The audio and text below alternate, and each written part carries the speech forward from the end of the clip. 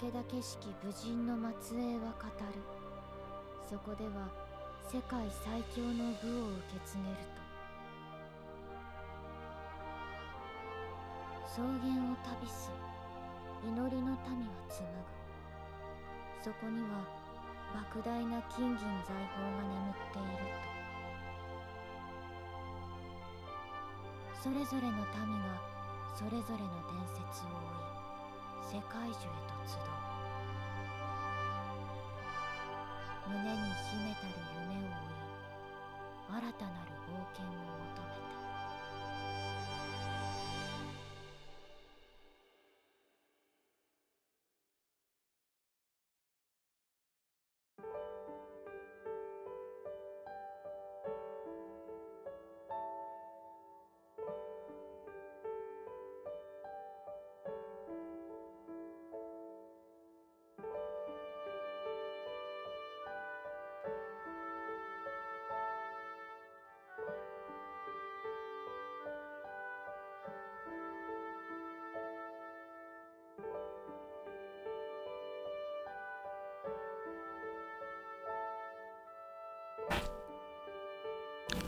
I couldn't fight the EO itch any longer. It's been getting at me for like 2 weeks. I had to start another one. Hello, Mr. Necrothunder. Happy New Year.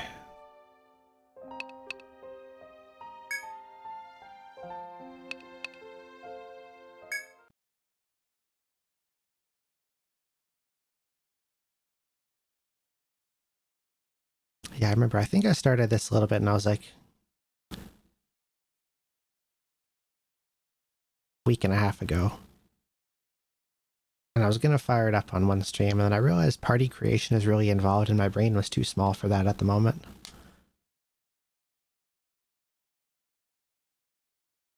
So we'll start today instead. It will be 2025 here in 6 minutes.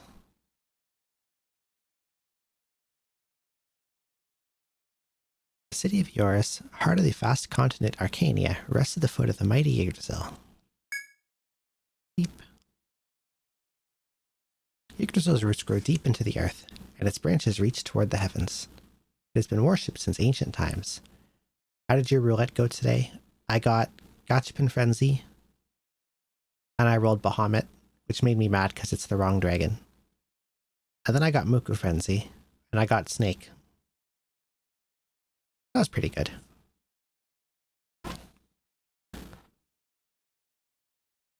I'm just hoping that I hit Orologia sometime within the next 279 rolls.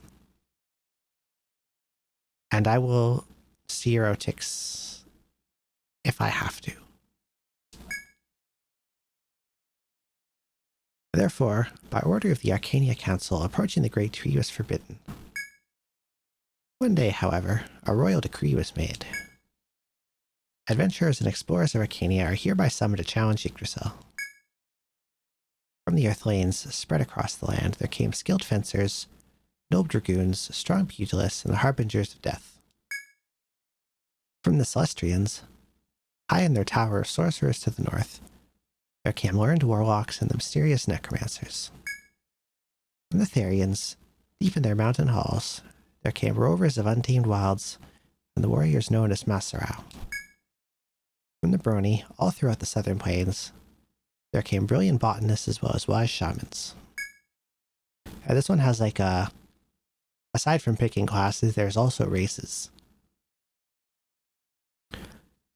And where it gets a little confusing is that initially classes are tied to certain races.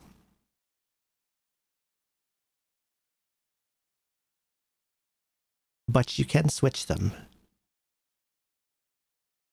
And some classes are better on other races than their defaults. Got both Raph and Oro, and my 2 Maltese I got. So really no more luck for the year. That is absurdly lucky. Oro has a fairly low rate up and is not sparkable. I think on a given string of 300 pulls, your chance of hitting Oro in those 300 is about 52%, which is not great. I'm prepared to spark twice if I really need to, but since I already got Snake and I can spark Raphael, I might Zero Tix Oro. I'm not sure. They all flock to the city with excitement in their hearts, ready to journey into heights unknown. You too have answered the call to Yoris. You have but one goal. Challenge Yggdrasil by navigating the sprawling beauty of its labyrinth. Now, if your resolve is set, then carry onward. I fucking love this game. I think this is the second best EO. I may or may not have pirated some DLC.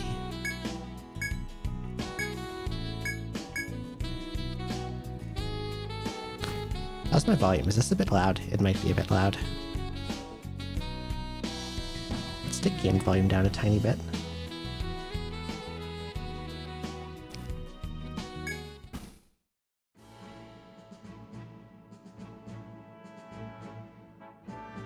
Recently, この町の連中は忘れたようだ。冒険者が冒険者たるゆえんってやつを。I also got an undub patch. On the minuscule chances I get more Oros from Red, I'm holding on stoning it. Yeah, I would too. Just wait. No need to rush it. Seems of late the people of the city have forgotten what it means to be an adventurer. 危険に怯え、安定を求め、わずかな糧を得るだけで満足だという連中ばかりだ。This is my first time playing the undub, and his voice sounds familiar. I wonder if I can look it up. Am I familiar with this voice actor? Have I heard him before?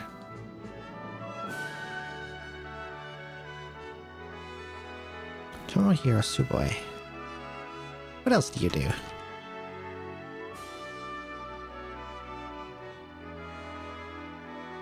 Sure, Wikipedia will do. Do I know any of this?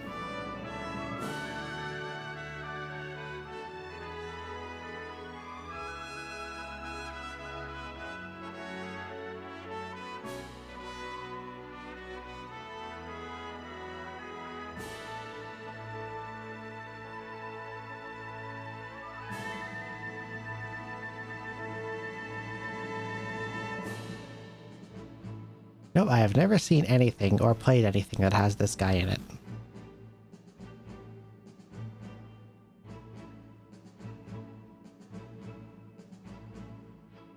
Why is his voice so familiar to me then? Oh well. Onwards. お前、新顔だな。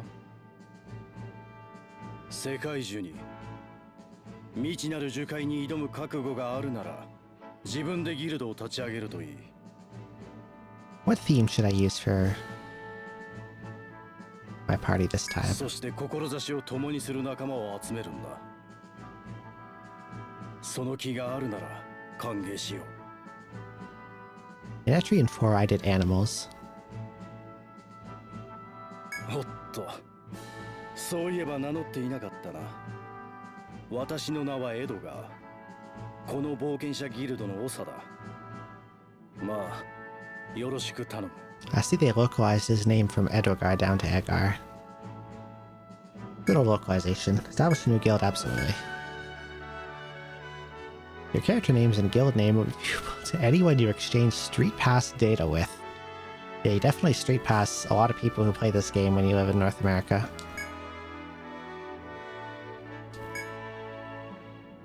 Guild name. God, I should have thought of this beforehand.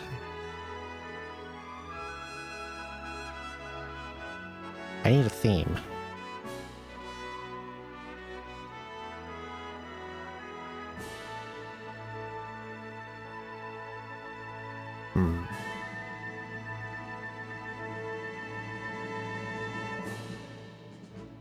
Before I've done animals, I've done spices, I've done old people names. Oh, those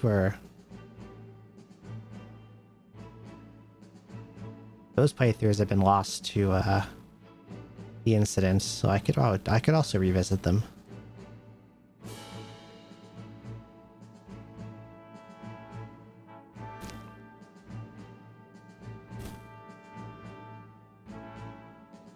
And I think for Pokemon I did breakfast foods.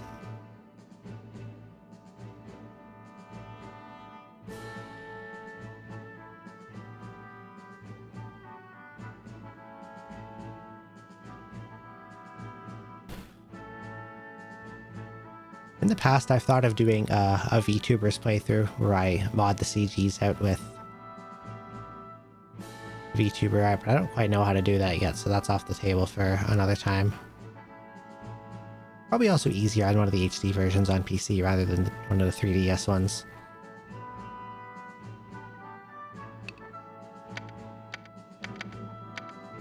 Dessert. Yes. Up to you whether that name becomes renowned or is lost to history. Dessert Guild. But first you'll need to recruit fellow adventurers. Navigating the forest alone would prove impossible. I recommend no fewer than 5 comrades with various skills and strengths. Does Raph's passive work from backline? Yes, all of them do. Alive or dead, front or back. They're always active. A guild can host up to 30 registered adventurers. Choose your people wisely. Okay, it has been a long time, but my first playthrough of this game back in like 2017, I did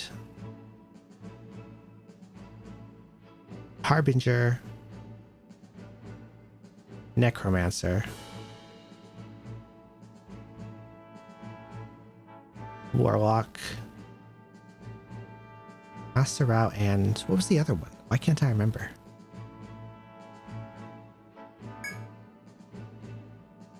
I didn't do Fencer. I didn't touch these 3, but I did bring Harbinger. Harbinger was really good.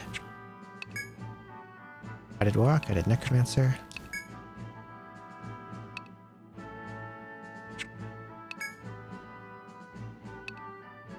Oh yeah, I did Botanist, but the Poison Botanist. And then for the super boss, I got to get rid of my Necromancer for a Shaman.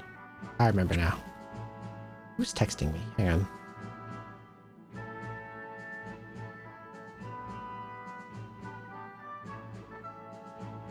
Ah.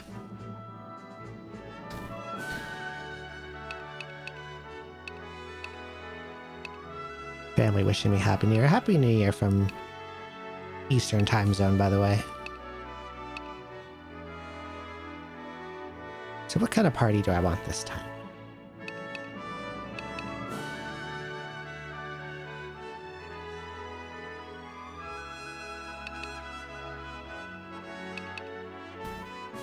I want a Fencer, but I don't want an Earthlane Fencer. I want a Therian Fencer.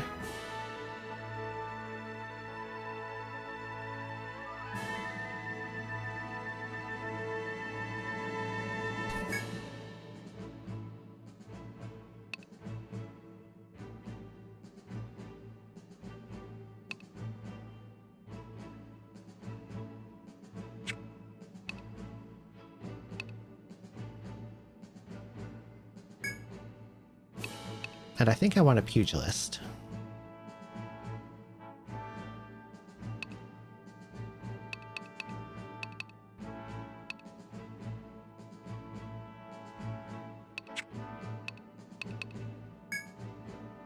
This may take some time.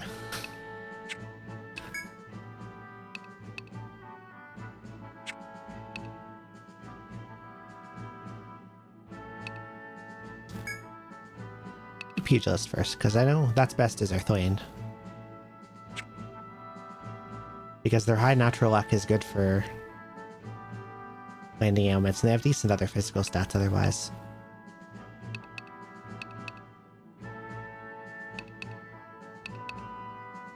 Like, Therians don't have as much luck. So they don't land binds and ailments quite as well. And Brony just has no luck stat whatsoever.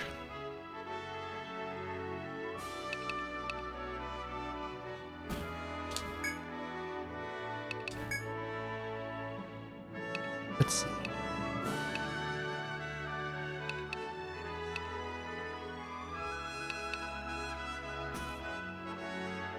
Look at the size of this guy.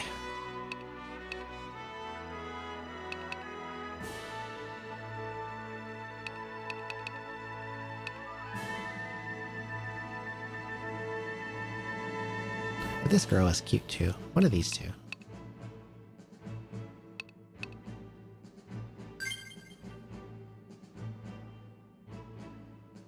You can do so much with these CDs now with the colors. Hair, eye, skin, or voice. Select the lower screen to set details for each of them. I might do this later. Because I feel like I'll poke around at this forever. If I start customizing it in any way. I think this can be changed freely. Like at any time, you can just come back and do it.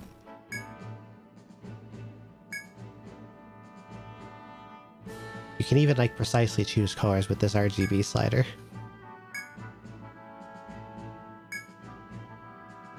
And you can give them heterochromia.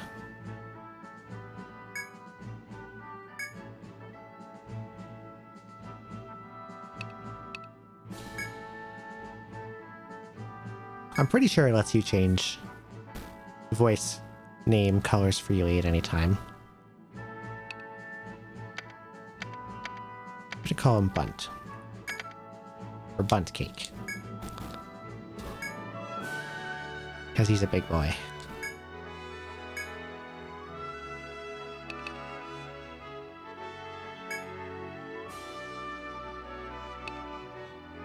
This one's going to become a fencer later, so it doesn't really matter what I pick at the moment.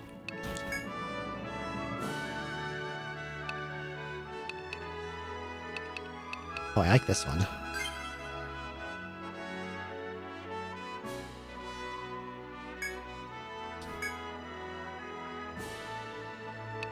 I'm naming her after me.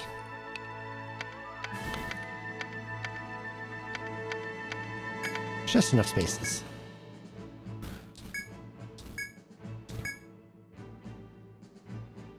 A young Sora's looking mofo. He does look very similar.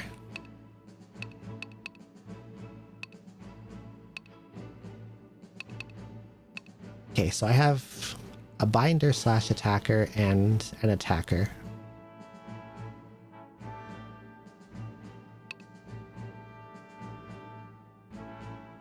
I think I would like a warlock.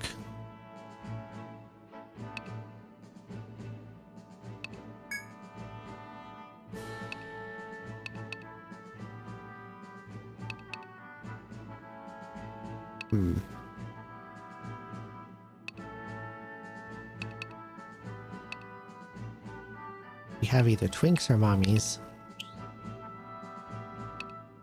Why did I not realize there was more? Hello?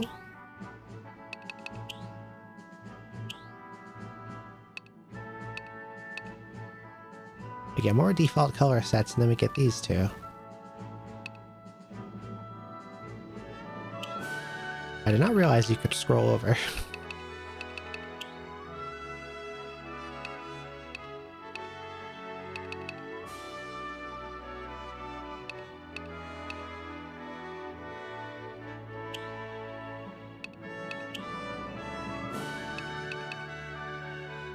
I like this rather colorful fellow.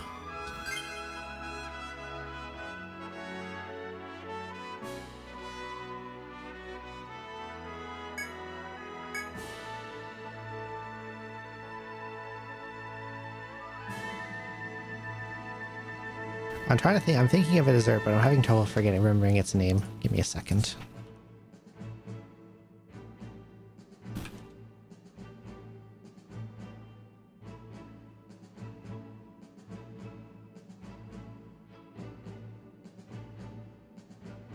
Brulee, that's what it's called. Wait, is there an accented E I can get to? I need an accent E. Does that exist in this game?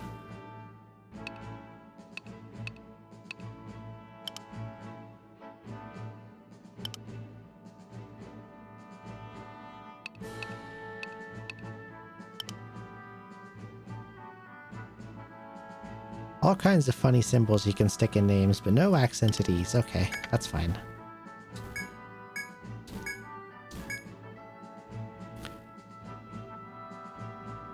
Now we have a magic attacker, we have a binder, physical attacker. We have a physical attacker. I think I need some kind of supporting units now. A healer would be a pretty good idea.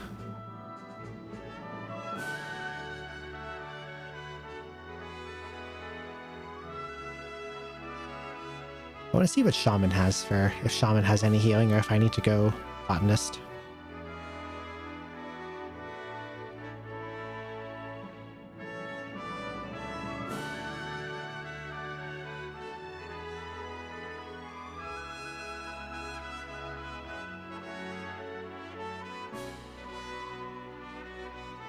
When Shaman is alive, party members of the boss will recover HP when they act. Is that enough on its own? But evasion increases, max HP increases.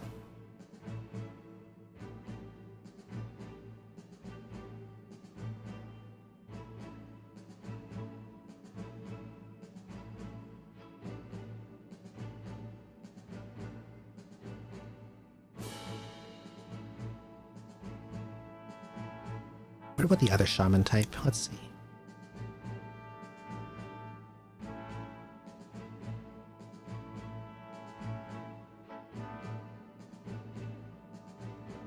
I'm looking at a skill sim. I forget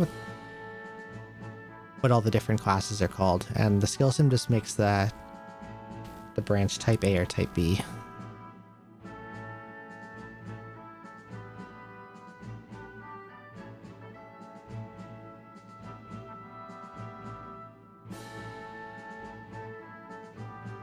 Okay, this one looks more offensive.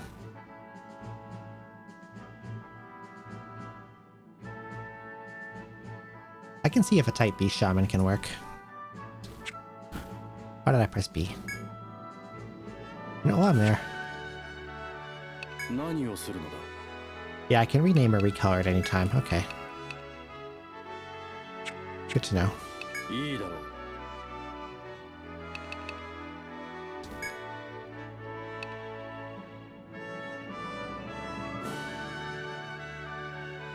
Let's take another look at Botanist.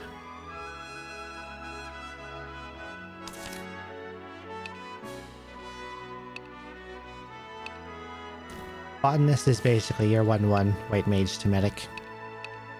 Kind of. You have like your healing. You've got group heals and stuff. But there's also a route that goes farther into status infliction.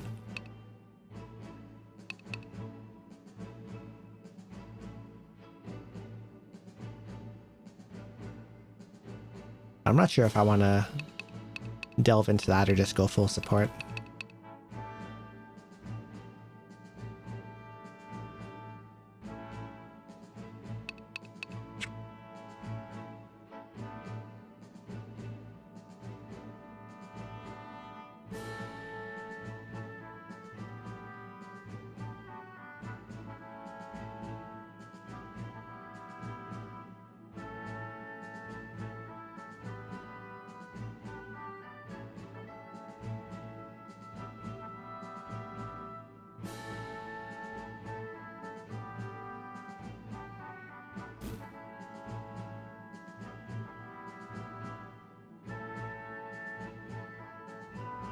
Do you know if the aura replay skill puts the normal S1 on CD2 since it reverts back after use? I'm actually not sure.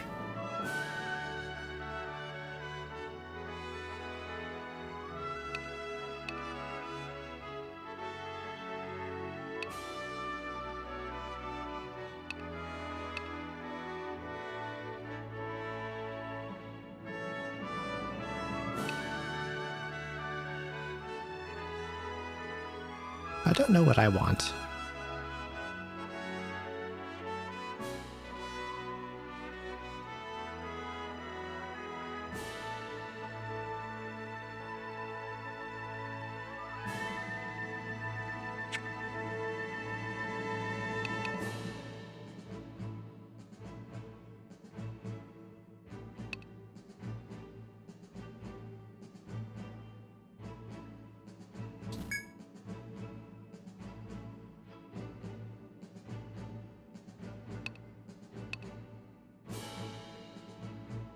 Let's go rover. I want to bring a rover. I like the idea of a rover class.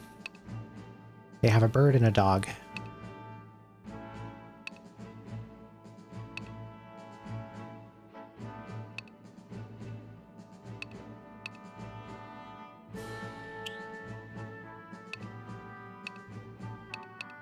Bulge.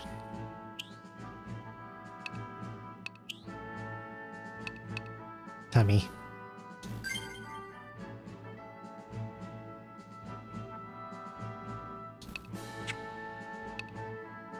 Wait, what's the other coloring again?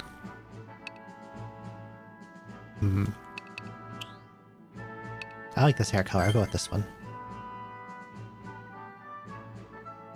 I plan to mess with the colors later more anyway.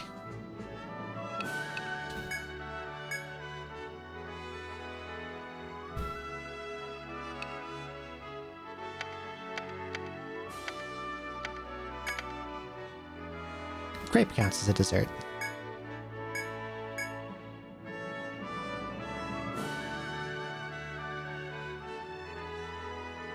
Let me actually check.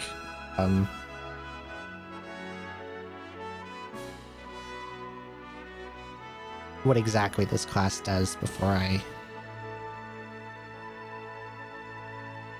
commit.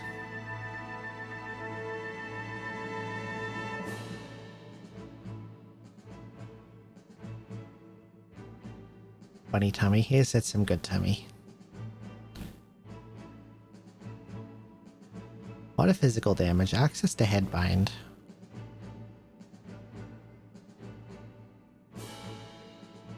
Should I go rover?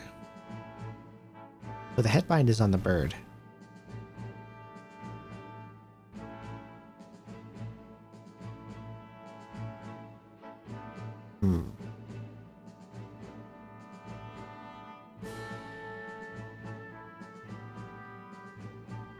So this could be good with my fencer. Yeah, we'll keep bird Arian, I think.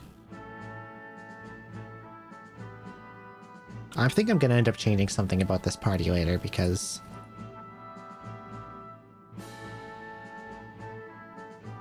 I think I'm like too all in on damage and I don't have enough support going.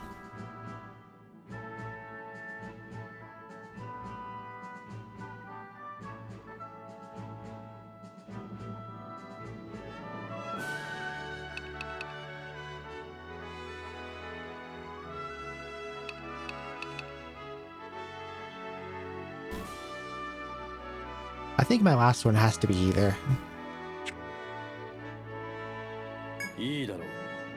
shaman or botanist.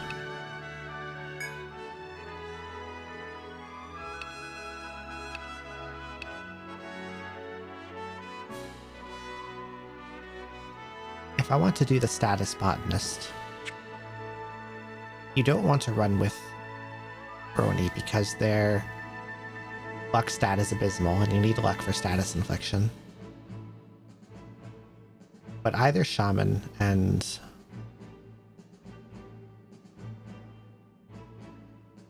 the more healing focused botanist you want Brony for. Let's do shaman. I did botanist last time.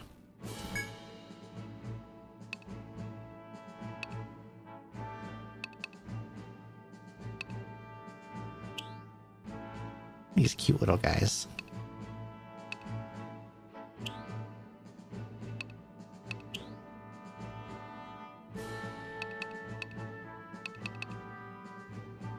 Go with this one.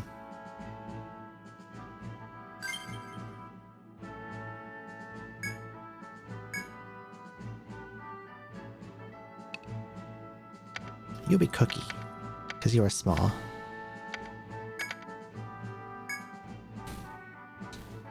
Fell. Those are the short ones from Final Fantasy XIV, right?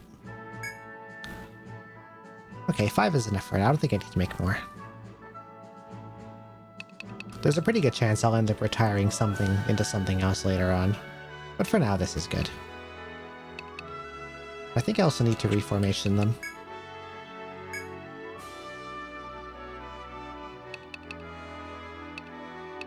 This is my puncher, fencer. Blade was a warlock. Warlock goes in the back.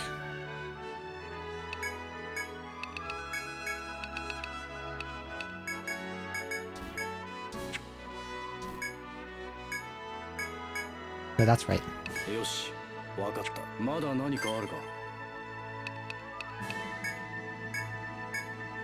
Yeah, front line of 2B Fencer. Pugilist.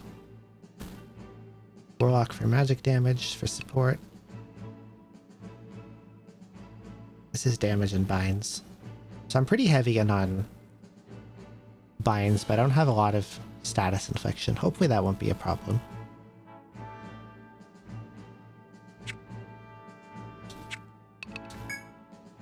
Spend points to learn new skills. 1 skill point for each level you gain. You start with 3. Usual. For spending skill points, please review the different types of skills. Basic skills are bound to a character's class, such as Fencer or Pugilist. Race skills are bound to a character's race, such as Earthlane or Therian. Currently view basic skills. Okay. Many race skills help with exploration. Additional skills are gained by leveling, so check for new ones frequently. It is not mandatory, but it's good to have at least one of each race. Because this is where you're like your... I think they're called union skills in this one. This is where all your good union skills come from. Is in the race menu. And I think Celestrian and Brony have some of the best ones.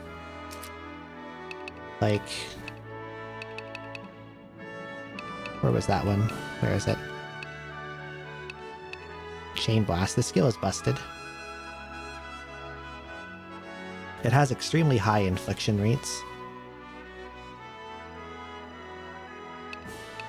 And it's a good get out of fail free card in a lot of bosses, so I'll probably end up relying on it in the late game.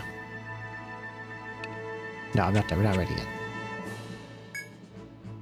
Start with Bunt. What do you got? Arm bind, head bind, leg bind.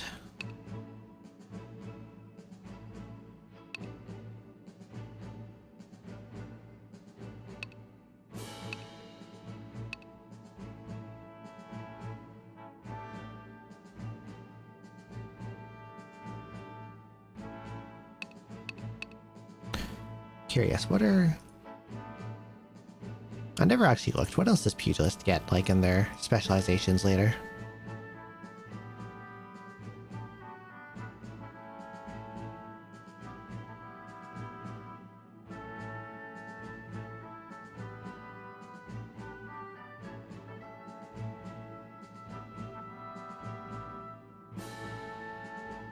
Lots of punching.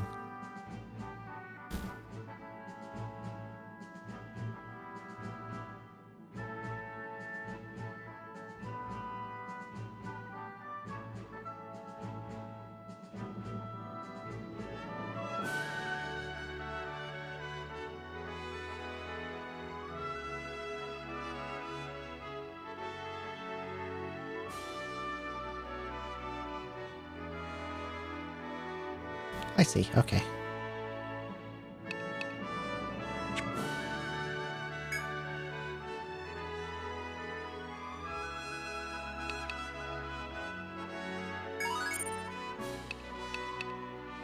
Bash Volt attack to one enemy. If target is not killed, user is damaged by recoil.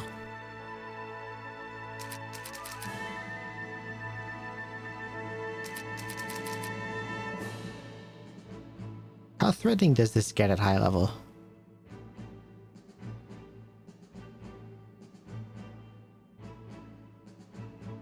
Target does not die. The pugilist takes recoil damage. 50% is a lot.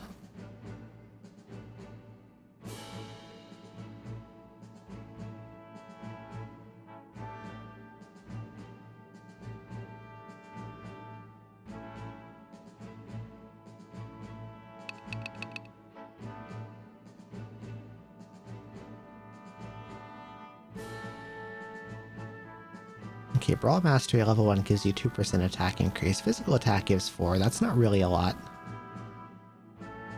How about we get one each of these?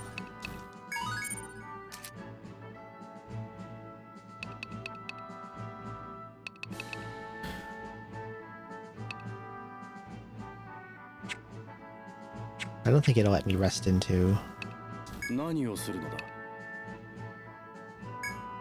Yeah, I can't alter class yet, so I guess I'll just grab whatever.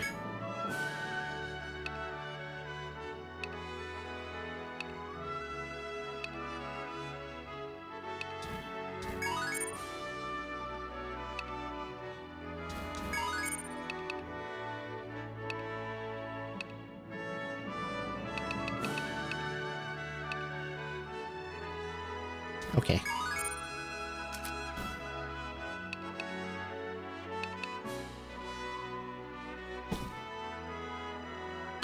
I think I'm gonna pick up a summon with the subtext since I have all the must-have characters. Might finally get my first Zeus. Zeus isn't worth grabbing unless you really want to go light primal. In my IMO. There's probably some useful summons you can grab. Depends on who you're missing. I'm either gonna get the character Amelia, or I'm gonna get a second Incomplete Polar Sector, because they're a good weapon for wind.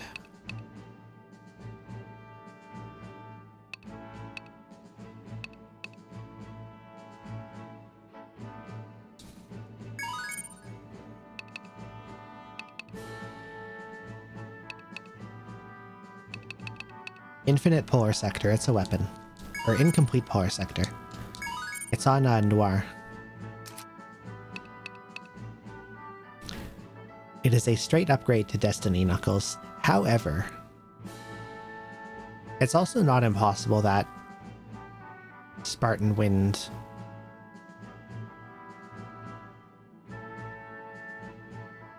dies due to Raphael main hands and Oral Aegis, so I'm not sure.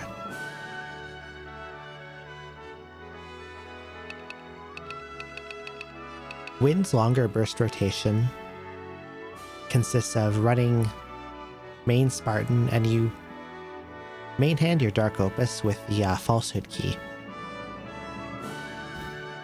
And you use all the Spartan damage buffs and Splitting Spirit.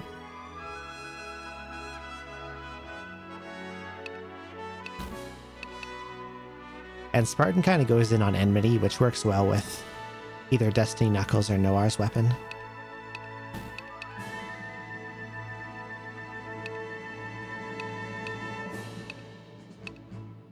That's a healing effect of prayer buffs. That's good. I'll take that. And attack up and defense up are good, I think. If a Hawk or Hound is in play, the party recovers HP at the end of turn. Calls for a Hawk, calls for a Hound.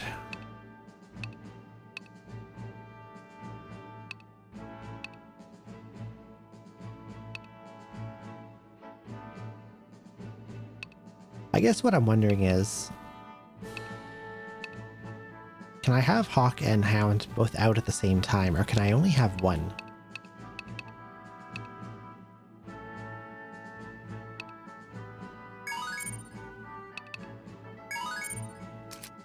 Okay.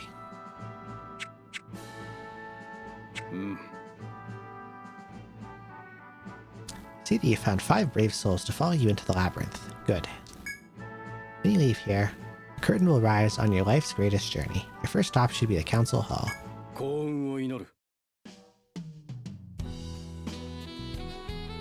Look at this guy's hat and this stupid bell.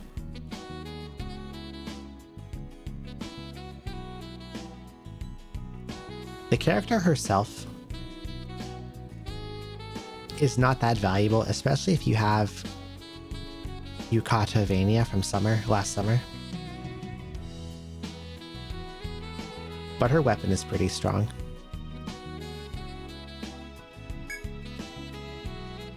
As the town crier for the Arcania Council, I have an important announcement for you. All explorers new to town must head to the council hall to accept their first mission. Think of it as a trial run to be officially acknowledged as adventurers in Eoris. If you intend on exploring the labyrinth, please request an audience with the council. Okay. More texto.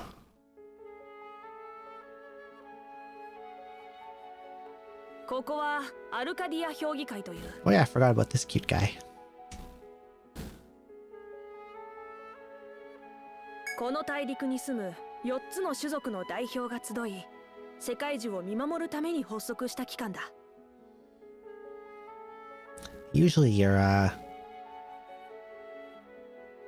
mayor type guy in these games is like a middle-aged man. But here we get a twink. 君たちは新しい冒険者だね。世界中に挑むその勇気がこの町の未来を築く力となることをアースランの王族である私レムスは期待しているよ。冒険者として働く覚悟ができているならミッションを受領してほしい。 It's gonna make me draw a map. They always make you draw a map. Missions are assigned at the council hall. Accept and complete missions to progress in the game and earn your various rewards. Few details under the accept missions option in the menu. Okay. Yours qualification exam. To explore Yggdrasil, need the Arcania Council's approval. For that, create a map of 1F and bring back Yggdrasil root and soil samples. Ah. The one that prevents you from walking in, copying the map from online and turning around. You have to actually explore. ミッションの内容は樹海の調査になる。そのためにまず樹海の地図を渡しておこう。Good old map. その地図を作成しながら樹海の1階で世界樹の巨大な根の一部とあるポイントの土壌を入手し持ち帰ってほしい。Mission objective is now marked on the map. この任務は冒険者の適性を調べるものだが、君たちなら落ち着いて行動すればクリアできると思う。 Hello, Mr. Bonston. Happy New Year. これでも人を見る目はあるつもりなんだ。 When the heck did EO get VA? And this is, I can't remember if 4 had it. Even though I basically just played it. This might be the first one. No. Untold 1 had it onwards. Untold 1, Untold 2, 5, and Nexus all have it. 私の目に狂いがないことを証明するためにも、君たちには無事に帰ってきてほしい。 And 1, 2, 3, and I think 4 do not have it. ではどうするんだい？そうそう、一つ伝え忘れていた。最初のミッションに挑む前に、まず町の大市に行くといい。 And there was English dub too, but I undubbed it because, I don't know. 冒険の必需品を揃えることができるだろう。期待しているよ。 Okay. Marketplace.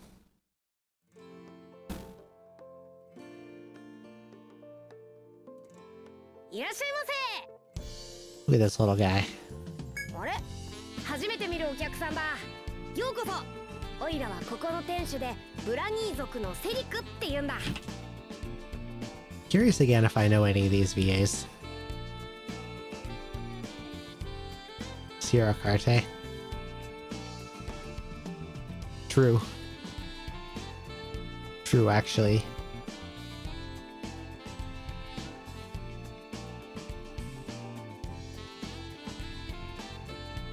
Sierra, why is your voice actor not on the fucking wiki? Poor Ramus, excuse me.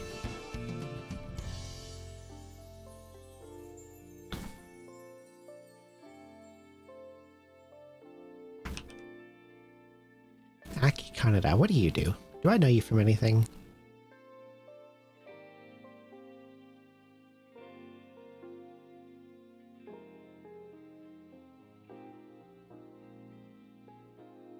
Persona 5 apparently, but I never played that.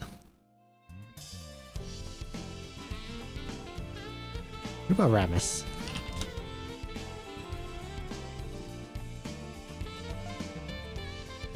Hikaku Komatsu. Who are you?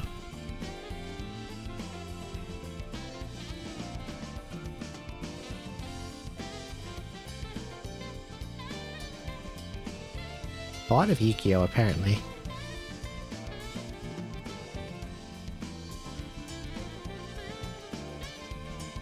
Oh, she's done a lot of stuff.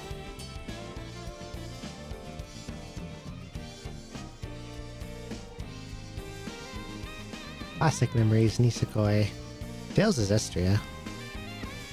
First real time seeing EO. It is my favorite series. I like to draw a map. Map in tree.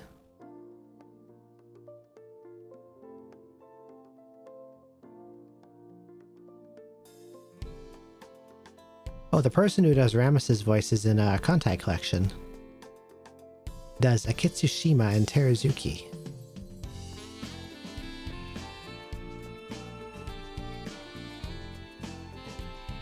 Sounds very different from what I'm used to hearing in KC. おいら世界樹の迷宮の噂を聞いてこの町に来たんだよ。だって樹海には珍しい品物がたくさん眠ってるでしょ。それを集めて商売で大儲けするのさ。だから君たちも珍しいものを見つけたらオイラのところに持ってきておくれ。 If I sell you stuff, you sell it back to me as gear. The EO gameplay loop is like, explore a bit, find new stuff, bring it back. Sell it, get new equipment, get stronger, explore farther, so on and so on.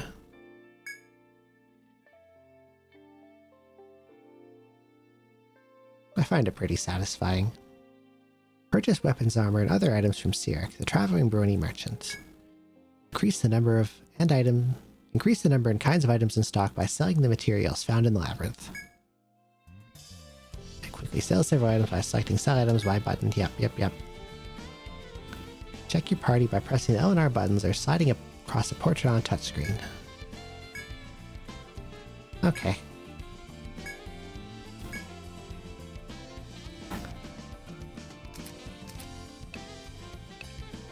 Unlike other EOs, thankfully everyone starts off with a basic weapon now.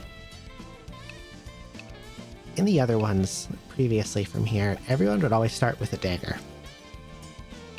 A plain old knife. Most classes don't have knife skills, so the first thing you have to buy is like a replacement weapon. Good night, SK Nako. Good night, Mr. Bonson. Happy New Year.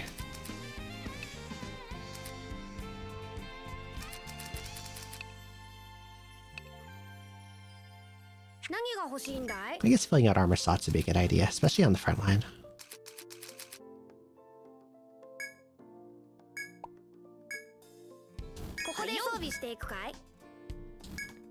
Because defense as a stat actually does something in this game.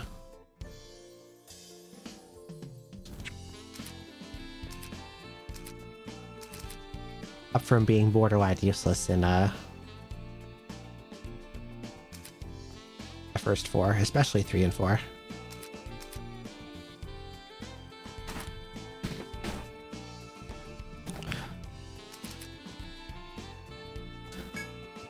This guts wrist looks tempting, but it's expensive.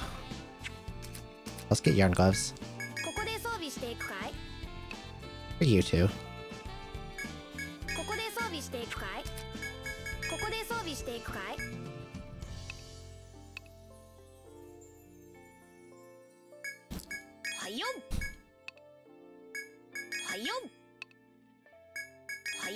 Back line, I'll just get hats, because I also want to buy some potions. Stupid Sierra Academy forcing me to do campaign. It does make you do it up to a point, but campaign is also good to do because it unlocks more raids.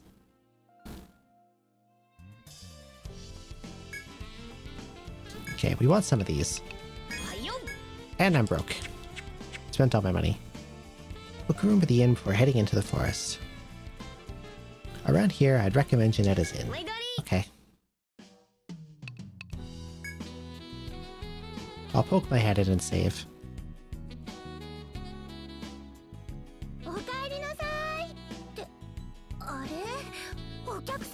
I forgot the innkeeper was cute.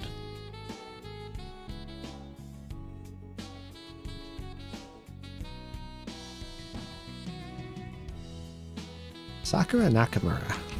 Sounds familiar. What do you do?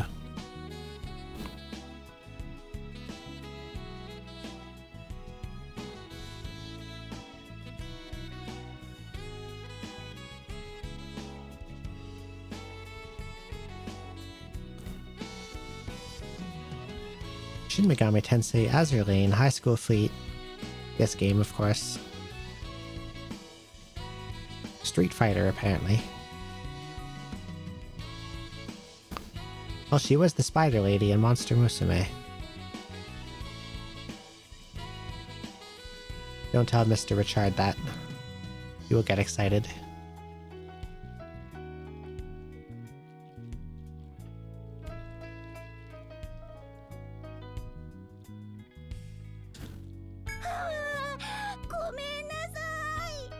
Rapid acorns, that's a phrase.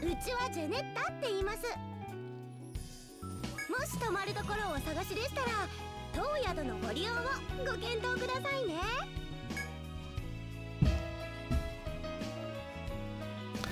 The Denizen is a facility where adventurers come to rest after exploring the deadly labyrinth. Arachnia, yeah. It is Mr. Richard's waifu, and that's also why I call him that. Flavor covers HP and TP of all party members, including dead ones, so what an inn. Saving often is highly recommended, true. Let's do that. 記録しますか？どうされますか？いってらっしゃいませ。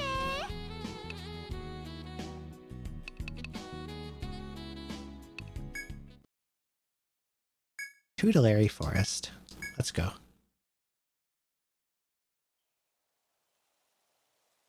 この樹海の美しい木々の向こうには魔法の石像があるという。 Behind the trees of these old woods, ancient stone guardians stand watch. 人々を惑わせ、行く手を遮ると言われている。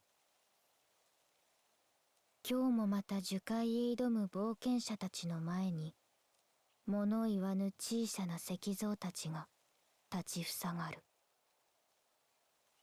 でも、 The PVA have insane range, they really do. Some of the ones I look up, they're in like 30 different things. その場に立っているだけ。惑いは人にあり、石像にはないのでは、と。第一階層、鎮守の樹海。I don't remember that part being voiced in the dubbed one. The English dub. Holy lag.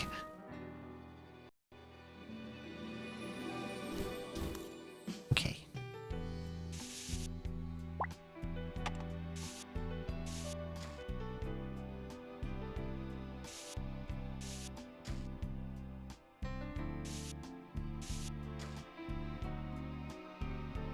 You take your first steps into the forest that leads to Yggdrasil.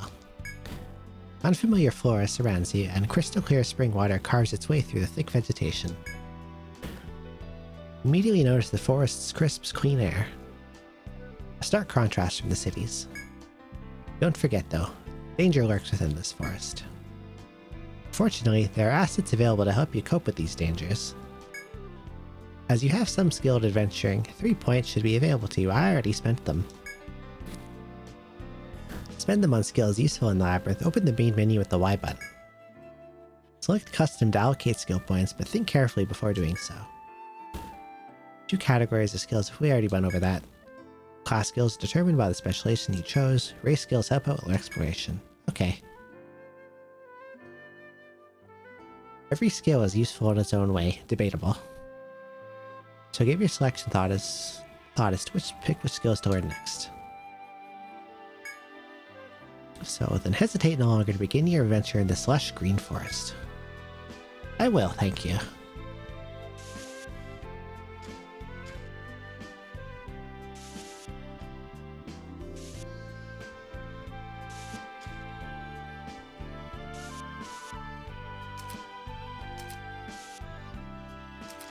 I like drawing very pretty maps. Sometimes I put a lot of time into it.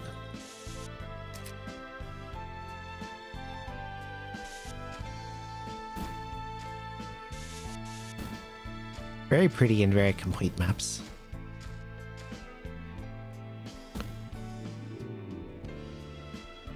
As you proceed through the verdant forest, you notice something peculiar. There are chickens running about while a guard watches over them, cute chickens. As the guard talks to the chickens in a gentle tone, he looks up, notices you, and calls out. Konnichiwa. Hereby order the council to provide assistance to novices such as yourselves. I also raise chickens in my downtime, hence the chickens, the guard grins. If you want, you can ask this friendly guard for advice or continue on your way. Chickens. These are forest chickens. They lay delicious eggs once every 3 days. They lay better eggs if they're well fed and get enough exercise, so we raise them free range in the forest here. The guard smiles as he tells you. It seems he takes great pride in raising these chickens. Let's be polite, let's greet him. When you greet him, the guard responds with a smile. Dessert Guild, is it? Ever since it opened back up, lots of explorers have challenged the labyrinth, but some take it lightly and wind up hurt. I don't want to see that happen to you. You best proceed with caution. Have you learned how to draw a map? If not, I can explain. I am well versed in map drawing. Okay, on to the main topic. Look closely. The giant root you're looking for is near here, around the center of the map.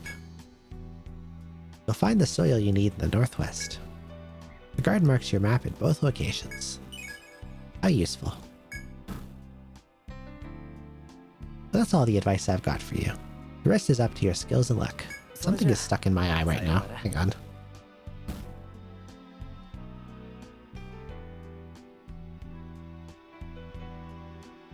Okay.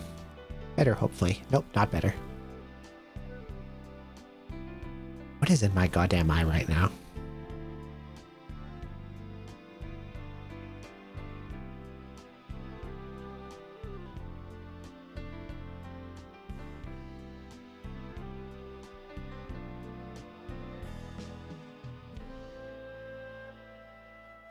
Hopefully it comes out on its own. The guard bids you goodbye with a wave and returns to his chickens. Take the guard's advice to heart and resume exploration.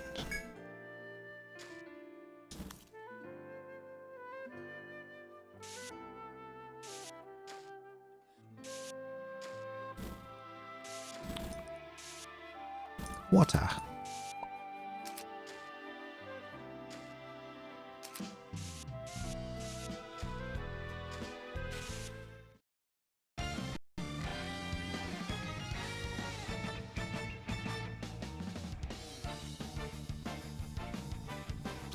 Before you battle these monsters, you should learn about union skills.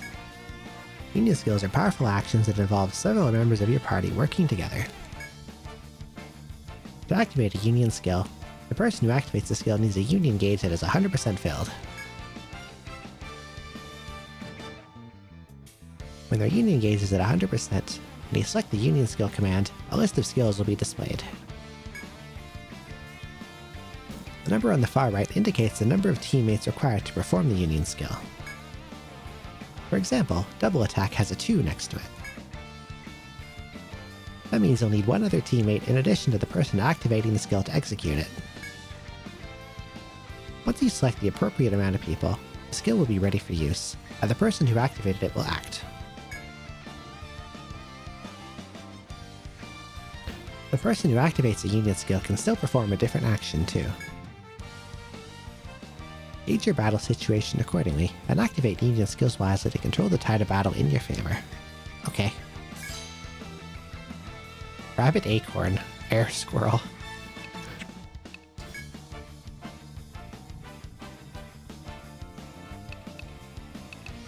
His TP costs are fairly cheap proportional to his maximum.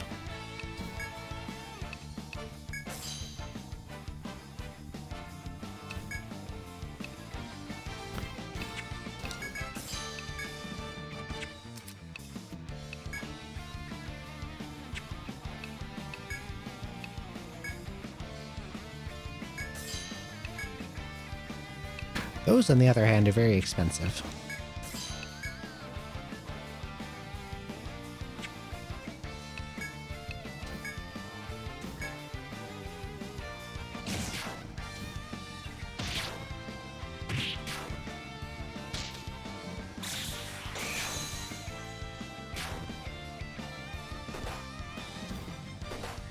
Ow.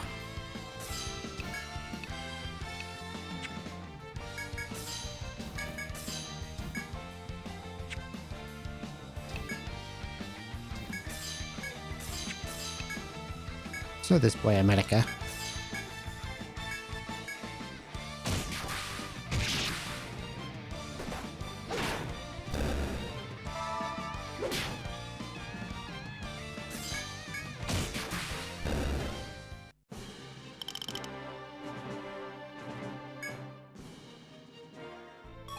Forgot to summon a hawk pre-fight.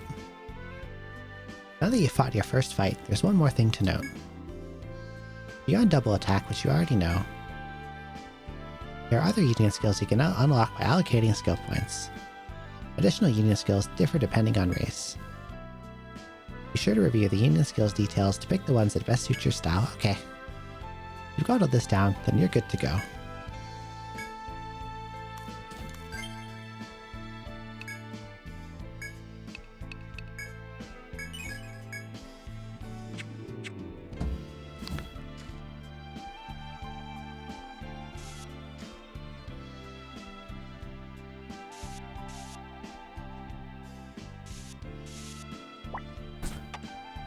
The Hawk you summon is like an actual persistence NPC that kind of like hangs out in your party and fights with you.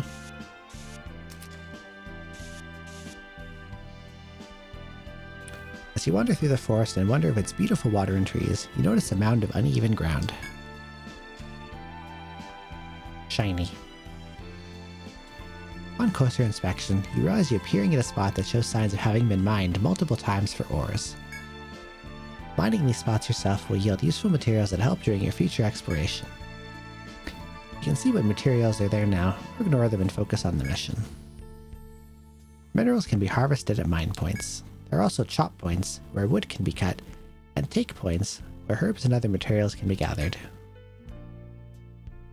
By selling gathered materials at the marketplace in yours, new equipment will be made available for purchase. True. You can only gather materials at each spot only once per day, and then it magically regenerates. It's recommended to mark spots with an icon in your map, since it will indicate whether you may gather there or not.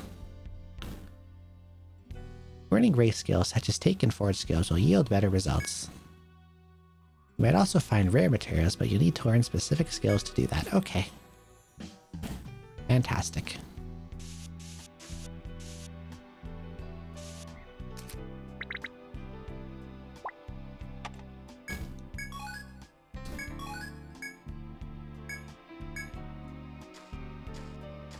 Cracked mudstone, how wonderful.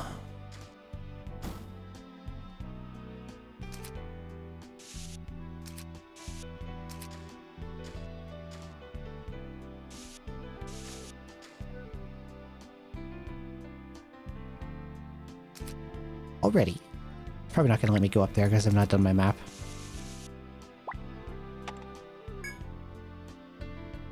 Remember the mission you accepted from the council? You need to draw a map of 1F and bring back samples of soil in Yggdrasil's root. Haven't completed any of that yet. Can't go up. Okay.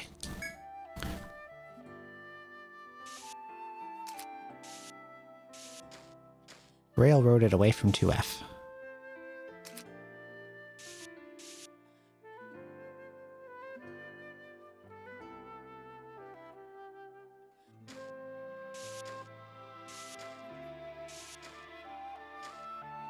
Why'd I put a door? That's stairs.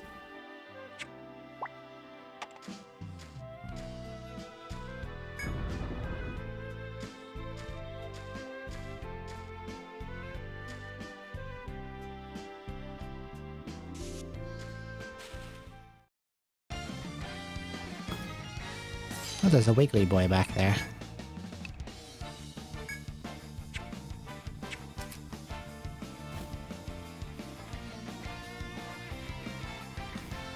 Ant monster with a hard cup you'll often see in the woods. One tough nut to crack. Why must you make this joke? Weak to bash. Punching Man is bash.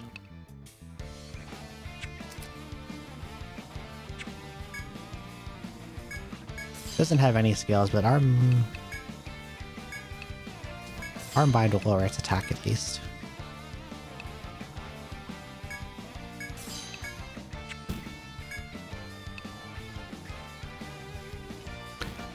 Why are your skills so expensive, Cookie? Makes me not want to do anything.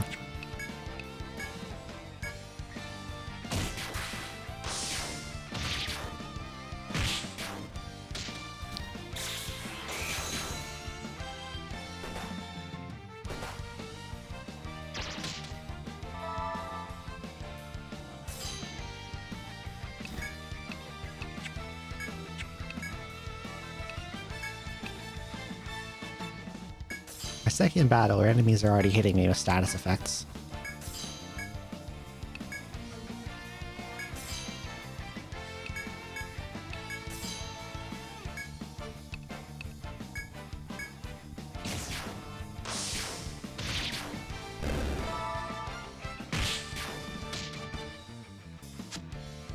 Nice dodge.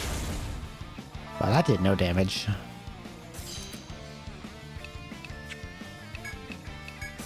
I can auto the rest of this.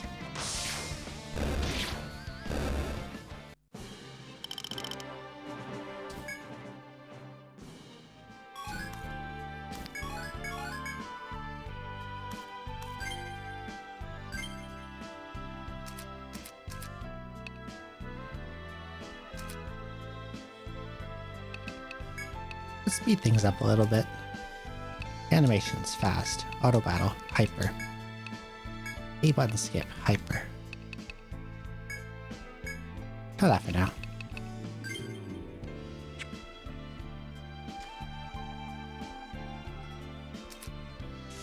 Yes, good old fast movement.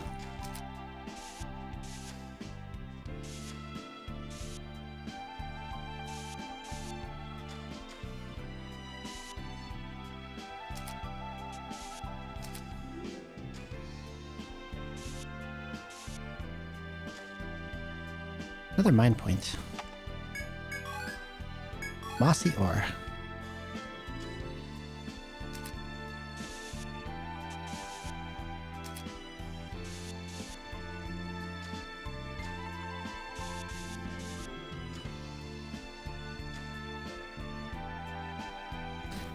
As you walk through the woods, a small path muddied with spring water lies before you. Upon closer inspection, looks like many other explorers stumbled through here. Footprints are still indented in the mud where they tripped.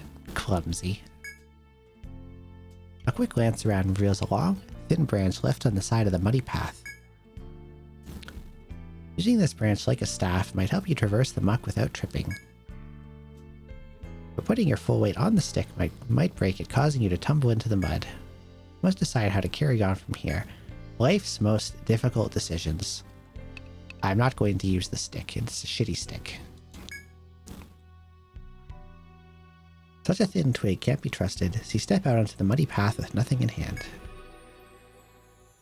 Each step feels like the mud is tugging your legs down with a mind of its own.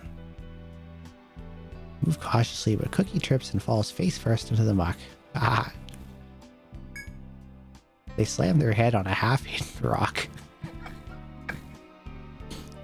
Free concussions for everyone.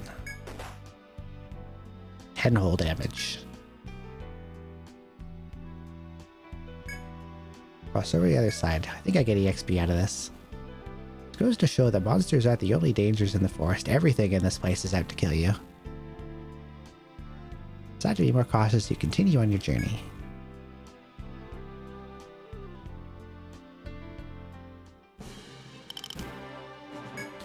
Wow, 50 EXP. What wonderful experiences are to be had here.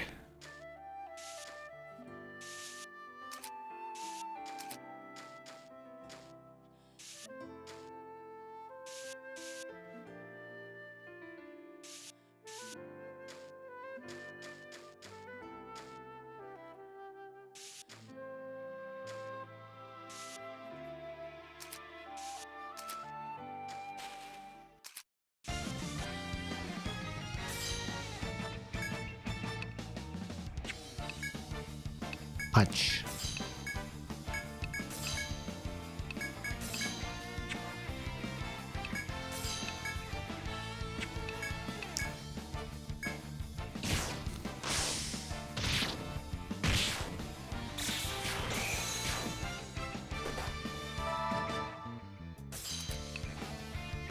Oh, the squirrel's weak to pierce and lightning. Okay.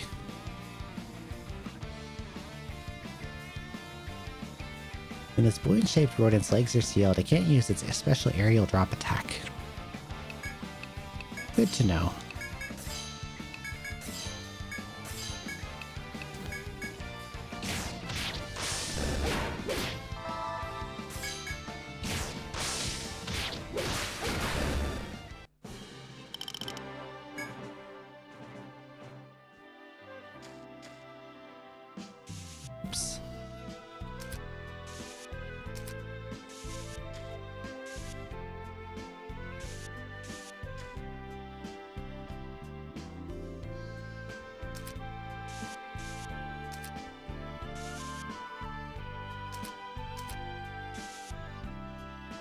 How can I interact with this tile? Check. To proceed through the lane of trees, you find a patch of grass growing at a dead end. On the ground are several small bird tracks, and evidence that the grass was pecked at. Maybe there's chickens. Perhaps this is a feeding ground for chickens. Commit that fact to memory and continue. Okay, where's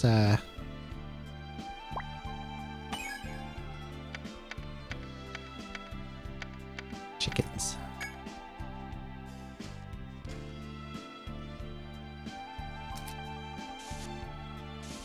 Chickens are cute. I would like to hug a chicken one day.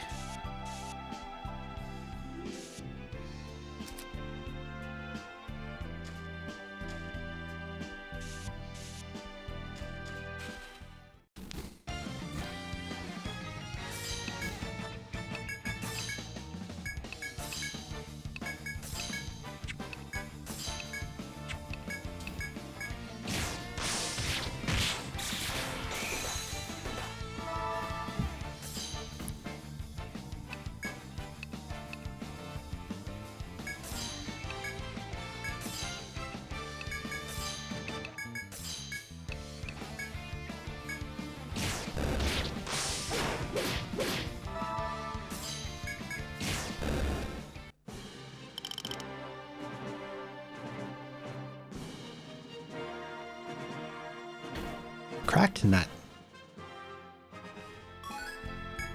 Wonder if that's from killing with a bash attack.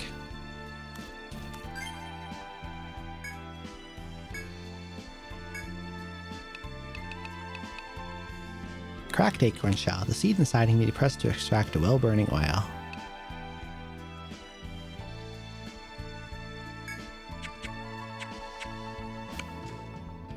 A lot of enemies, I wouldn't say most of them, but a good amount, have something called a conditional drop. Where if you kill them in a specific way, they drop something other than their usual.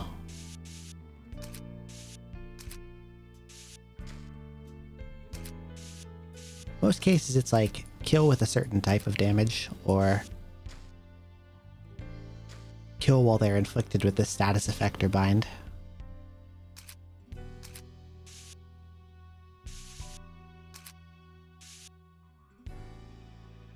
What's this about? As you walk through the verdant woods, you spot a large turtle sunbathing near the water. I did not know turtles went suntanning. Seeing the turtle stretch its neck from its shell in the sunlight is kind of adorable. That's when you notice something buried in the mud. It looks like an old copper coin. Bunt curiously reaches toward it, but the turtle moves its head in response, so he's gonna fucking bite me, isn't he? It seems wary of any movement near its head, and is now snapping its jaws threateningly. You could still try reaching towards the coin, or give up and call it a day. I want the coin. Grape will do it. Grape is the animal expert. Grape reaches for the coin, but the turtle stares at Grape.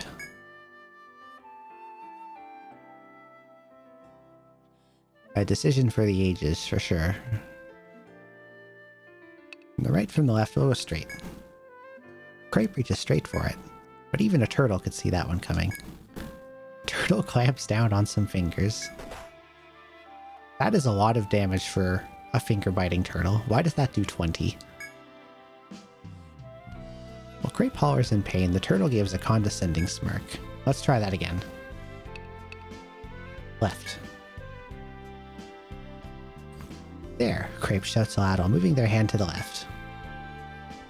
But as if it understood, the turtle turns its head to the left and lets out a fierce hiss. Even if Grape tries again, the turtle will keep snapping at fingers. Okay, right. The turtle reacts in the blink of an eye. Sharp jaws clamp down on a Grape's finger. I'm getting completely owned by a turtle. I want this coin. While Grape yells in pain, the turtle stares at you tauntingly. This turtle can't be beaten by normal means. You're now fully determined to snag that coin.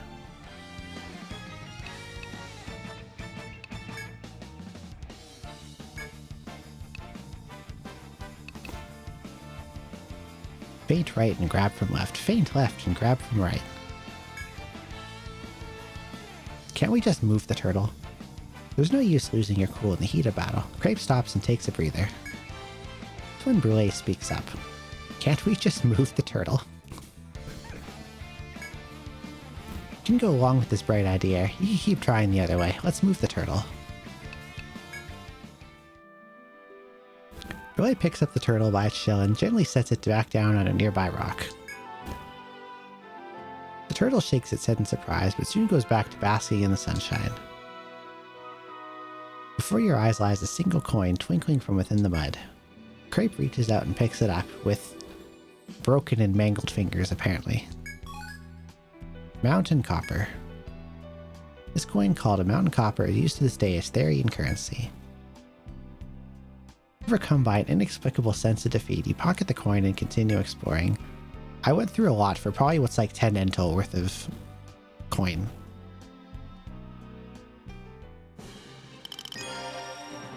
And somehow got a level up out of it. Crepe is almost dead from the turtle biting.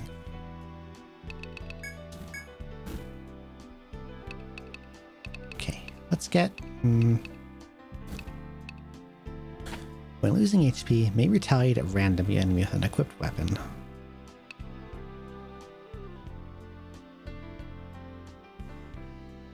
Overexertion sounds like it could be useful.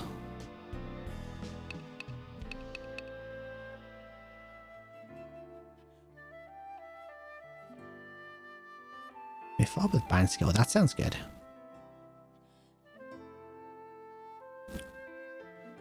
So it can follow up randomly with one of these. That's a good combo. I guess I'll work towards that first.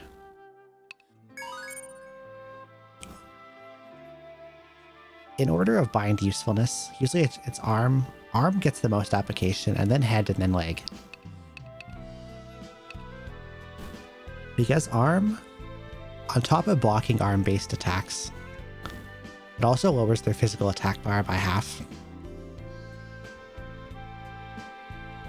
So even if their physical attack is unblock, like you can't block it with a bind, or it uses other parts, it still reduces the damage you take. Concussion is the same except for elemental.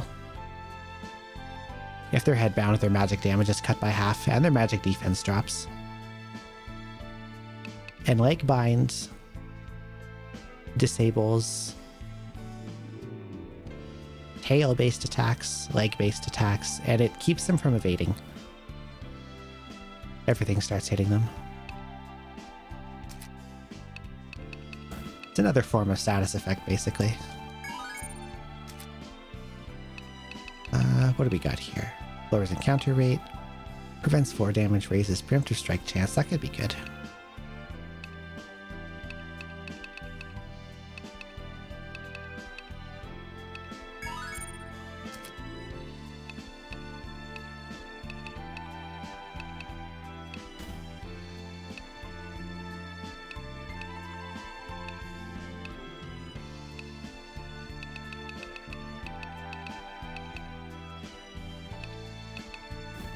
Lowers the TP cost of prayer skill, so that sounds good. We need some of that.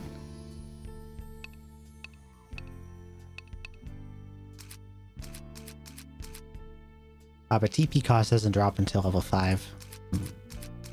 Okay. Locker Hound is in play. The party recovers HP at the end of turn. That's kind of nice for some passive healing.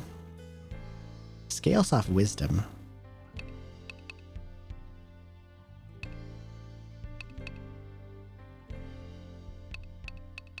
But whose wisdom does it scale off of? Because as memory serves,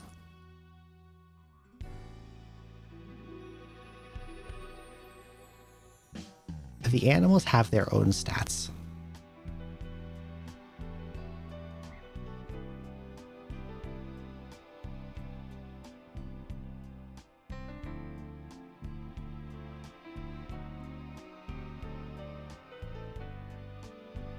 And the stuff they do scales off of their stats and not mine. It's probably my stats. Probably.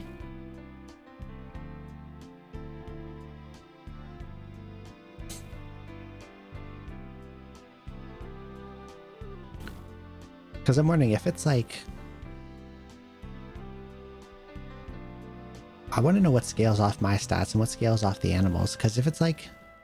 the binds and the heals come from my stats,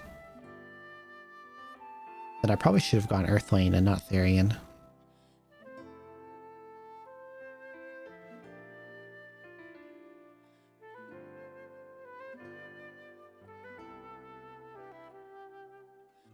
Does the skill sim tell me? Of course not. Okay. I'll look it up later.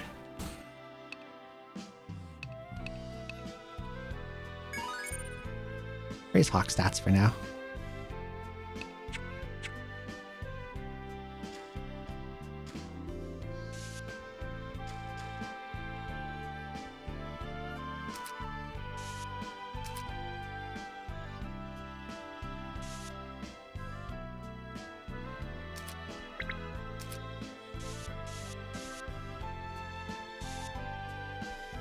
What am I checking here? When walking through the woods, a small muddied path appears before you. The muck reaches up to your knees, but you spot something shining at the end of the path. You can pass through the mud to check out what's shimmering or head back. Am I gonna get owned by a turtle again? Let's see. Cautiously walk through. I have to know what it is. Better safe than sorry. Proceed carefully. You nearly trip over a root along the way, but slowly make your way toward the objects. On closer inspection, it seems to be nectar. Another adventure must have left it behind. Put it in your backpack before bracing yourself and returning to your exploration. Nectar is really valuable early on, because it is a revival item. But those are pretty limited in access for a bit.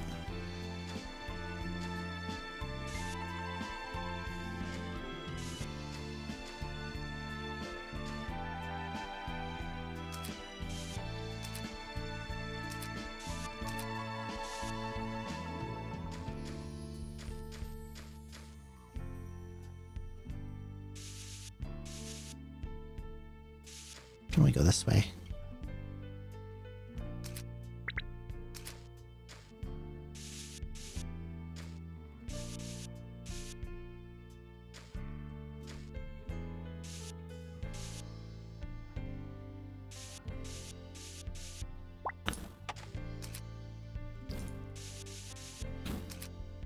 It is possible to set the game to automatically draw the walls for you, but I like drawing them myself.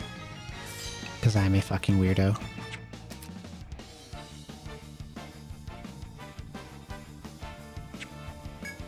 Okay, low blow. Let's bind its legs. What about this thing? Rumor has it this plant monster fuses its vines with others of its kind to become a bigger one. Foreshadowing for what this thing might do later.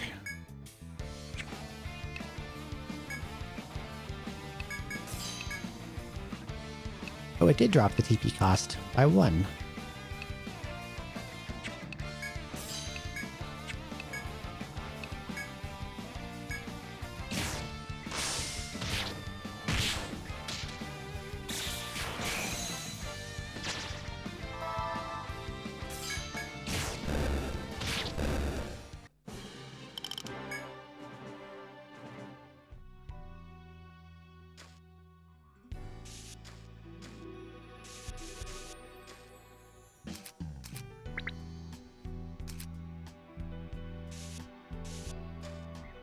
On the DS, you could just use the touchscreen, which is usually a lot more comfortable.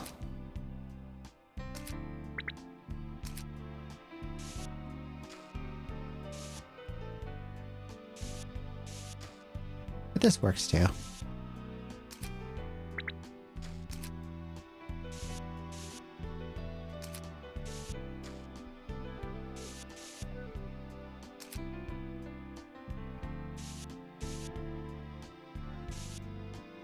Good enough.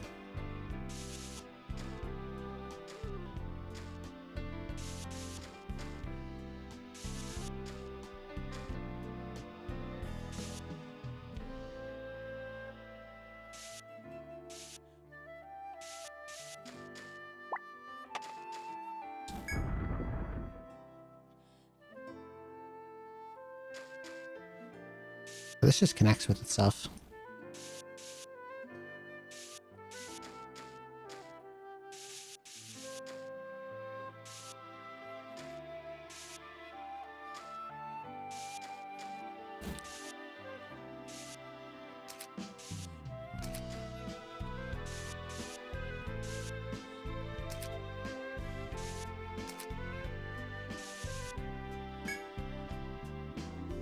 As you delve deeper into the forest, you come upon a dead end surrounded by thick brush. In the center is a dirty backpack that was presumably dropped by another adventurer. Sounds like free loot. You can ignore it, pick it up, or wait and see.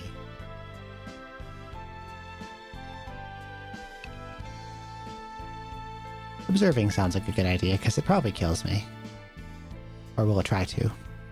Step forward to peer at the brush around the backpack. Upon closer inspection, you notice the occasional rustling of leaves, even though there isn't any wind. And the backpack on the ground looks to be stained with dried blood. Perhaps some kind of deadly monster is near. They got eaten.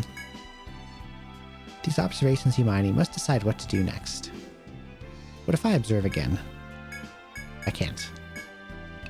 Let's pick it up. What's the worst that could possibly happen? Reach toward the backpack and pick it up. Inside is a copper coin worth 100 entel. Incredibly rich. As you rejoice in your good fortune, you hear the brush violently rustle. Having already prepared, you ready your weapon as the monster pounces. I guess if you check immediately, you probably get back attacked.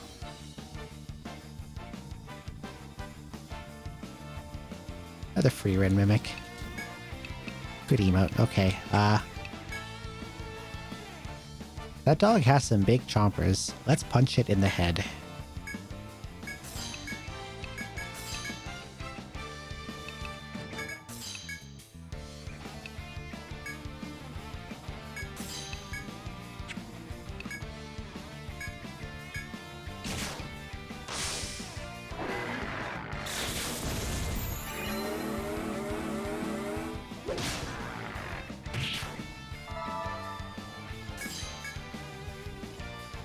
This dog has a lot of health.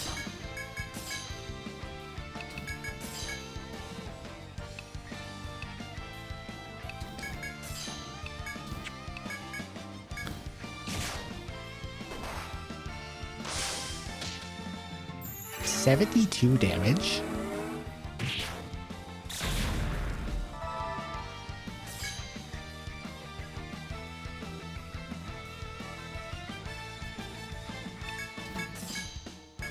That's a lot of damage.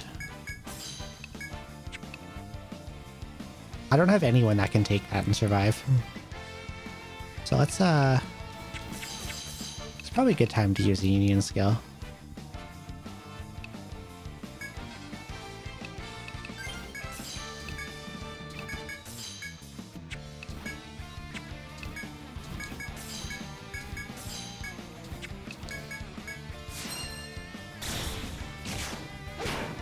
Die. Conical Canine. Already my EXP is unbalanced. Once the monsters have been dealt with, you look around once more. There do not seem to be any signs of more creatures. Relieved, you sheath your weapons. This proves that danger may lurk around every corner. You take that to heart as you carry on. I hope I get EXP from this since I am currently dead.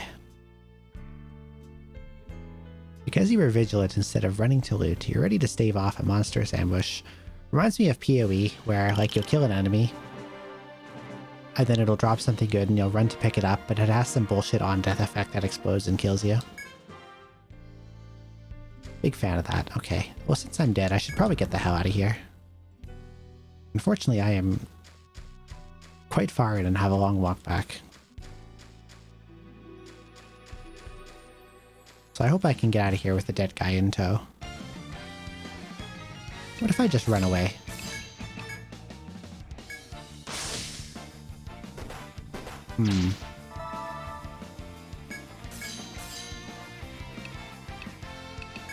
What if I just run away?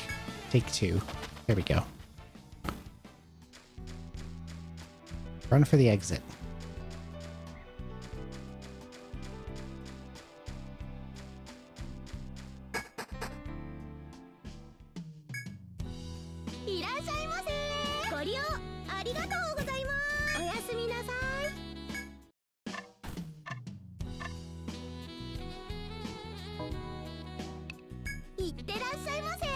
Okay, we're healthy again. Let's sell some stuff. I can probably get new gear. Yeah. Welcome back. How can I help you? Looks like you've already been to the forest. True. Copper ingot. Shop offers a smithing service. I can forge your weapons and strengthen their attack power. That ingot can be used for weapon upgrades. Go on, give it a try. I want to save it, actually.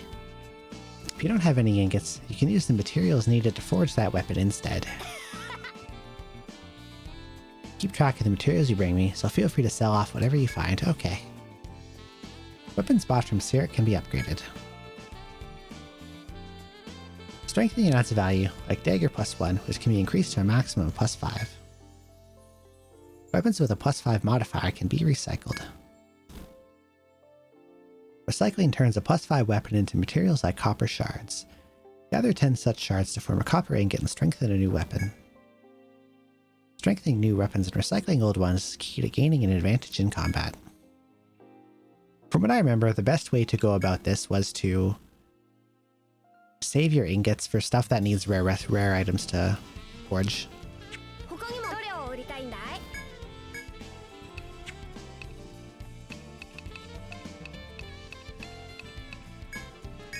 And everything else can just be cheaply upgraded with its own material since it's common enough. Then I can get new weapons and new armor.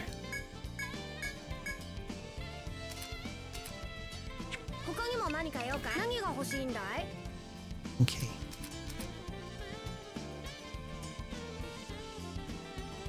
Copus is a sword, but I don't have any sword users until I can rest Mr. Shiro into a fencer.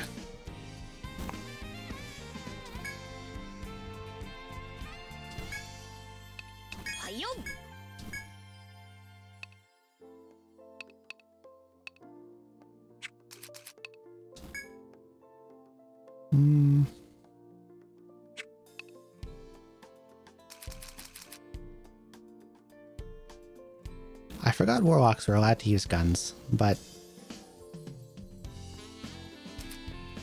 staves tend to have much better magic attack, and you care about magic attack a lot more when you're a warlock.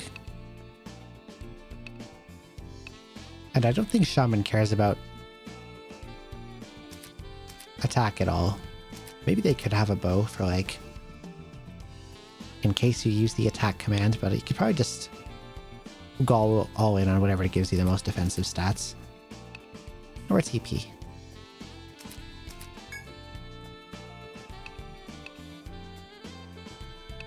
I need Thorny Vine to get short bow.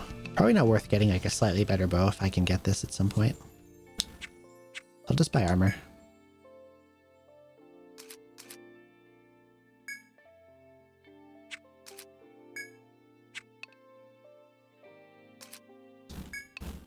Acorn Vest needs more kills from the Acorn enemy, so we'll leave that for later.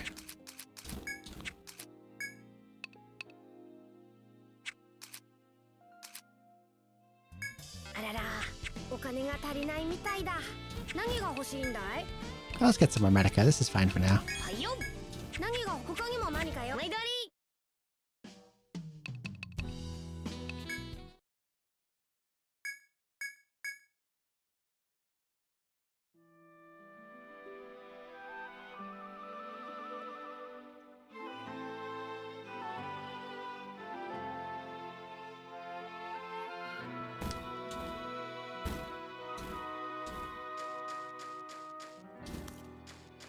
Go over here this time.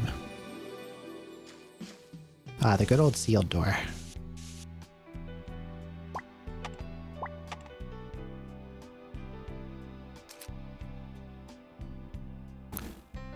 Oh yeah, I forgot I could bring this out.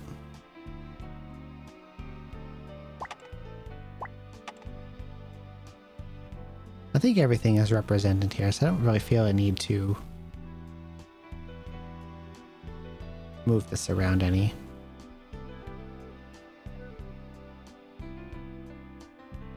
That's a lie. What if I did this?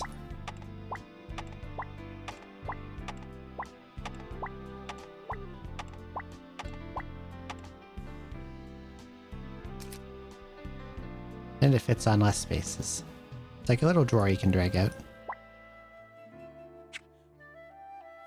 Closed door. Sealed by a mysterious power. Perhaps some sort of key is necessary to gain entry. Every single EO has this kind of door where it's like something sealed in the first stratum, and then later you get a key for it and you can come back and unlock it. Proceed through the lane of trees. You can find a patch of grass growing at a dead end. Small bird tracks, grass pecked at. More chickens. Okay.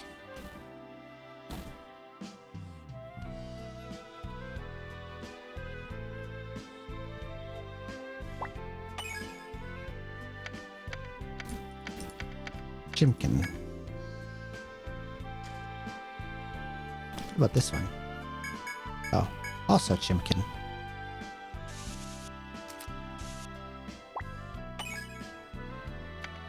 Shorkin.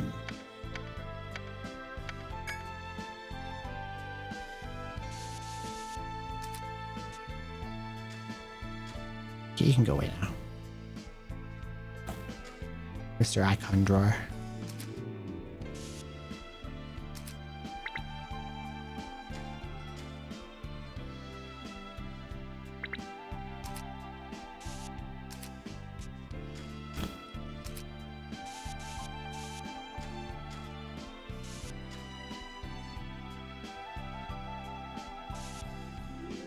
Fishing?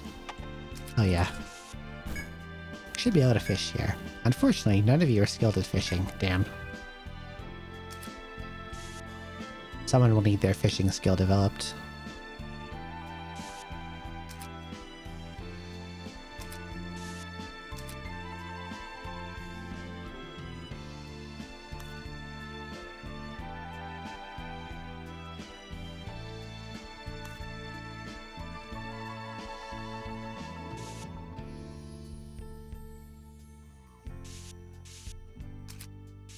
Something like that.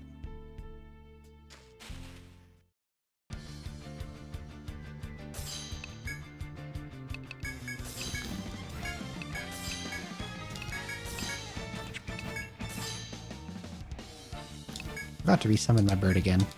Come on, birdie.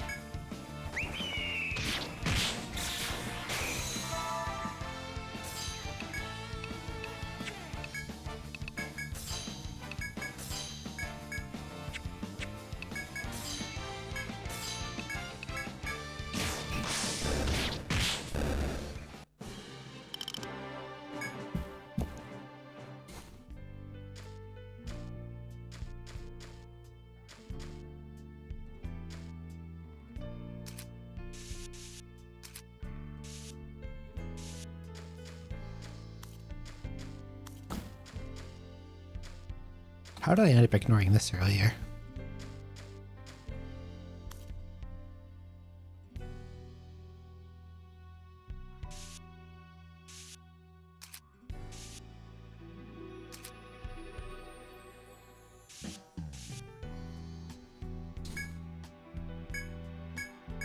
There's a lot of chicken spots on this floor.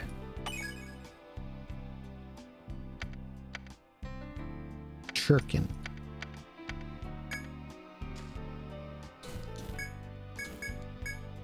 Okay, I'm starting to run out of ways to butcher the spelling of chicken.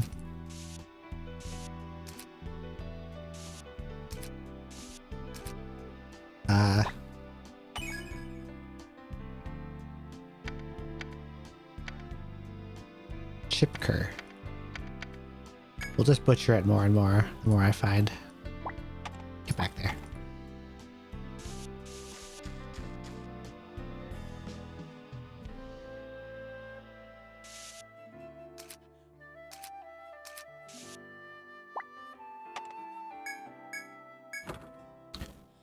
Power ring? Oh, hello. Equipment, you can adjust parties member equipment. Yes, yes, yes. Let's give this to... Strength plus 8. And it gives 10 HP. Yeah, we'll give it to Creep.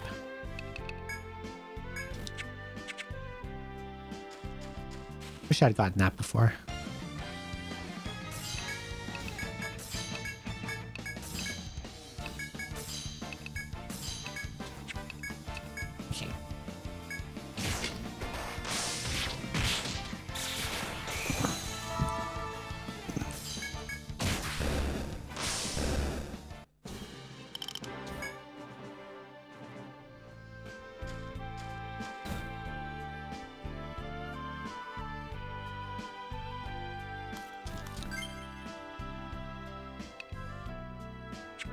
In the past, I described the difficulty curve for these games as a U,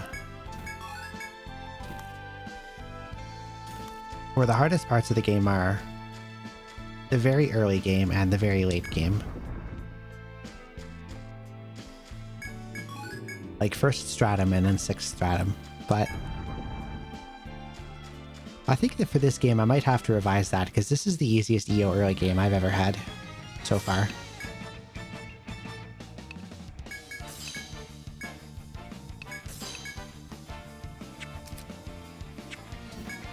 Not surprisingly, the plant is weak to fire.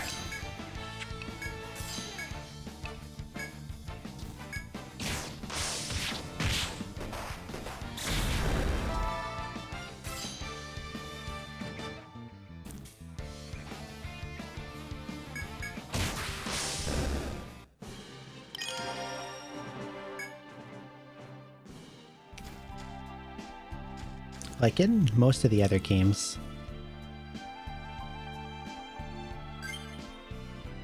random mobs on the first floor one-shot your level 1 party is a pretty common occurrence.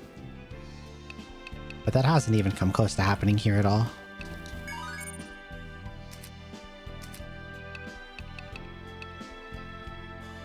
At least not yet.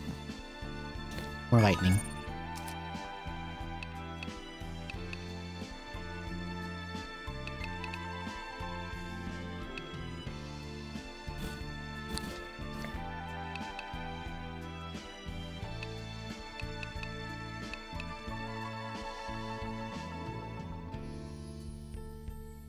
Really not sure what I should put into for Shaman. If I dump more into Mastery, I can spam the buffs more, or I could just make the buffs better. Maybe I'll just raise them evenly.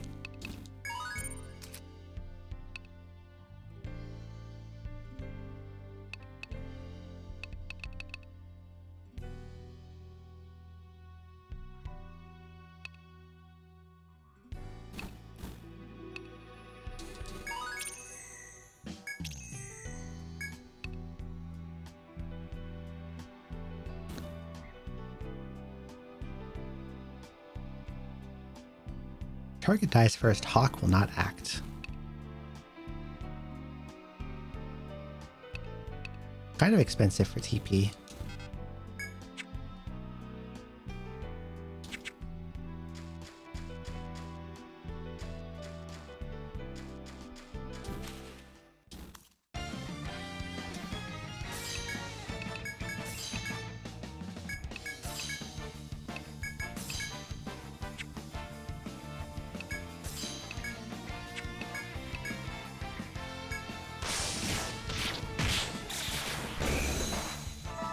Oh, I'm dead again.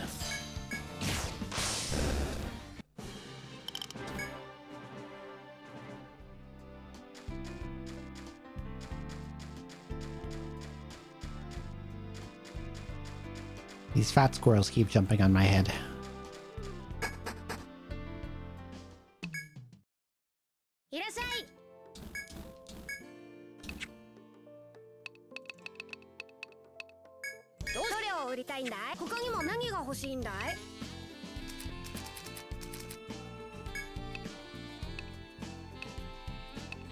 On the plus side, I can buy a better bow.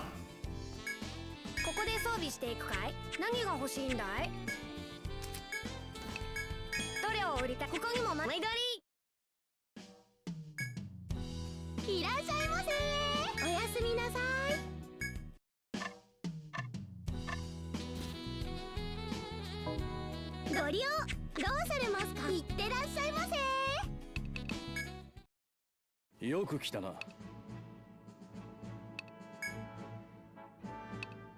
どうするんだ? I'm gonna put myself at the front. How do I have this order? Like this. You know. よし、わかった。And save it. There we go. 幸運を祈る。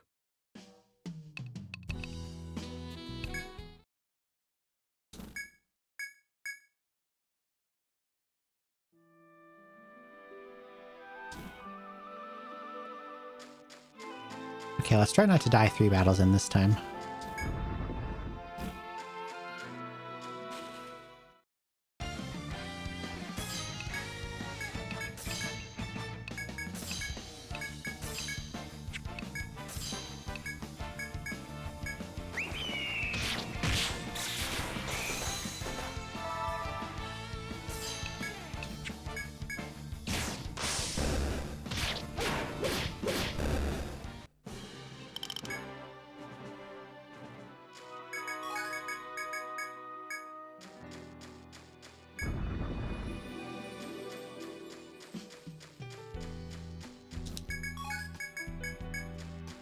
Okay.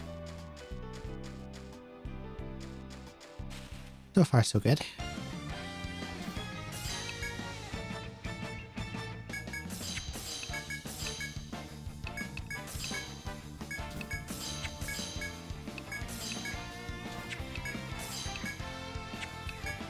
Okay.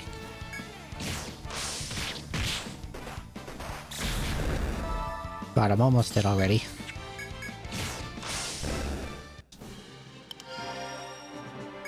Yeah, that's what medicas are for.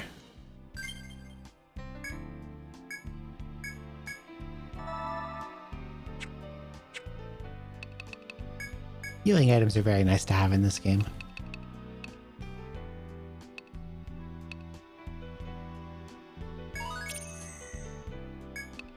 Guess I'll just raise Airblade more.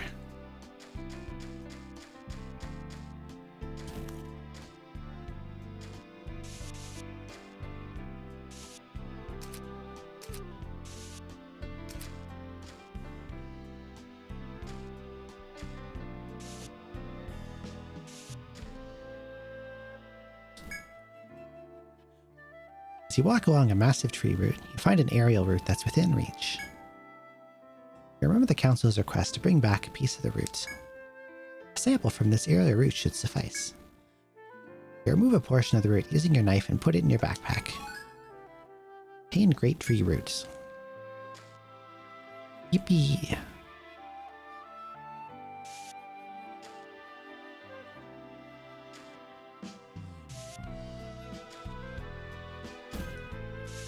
Hello, Mr. Treasure Chest.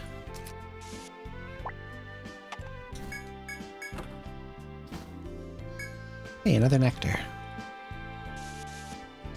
Good stuff.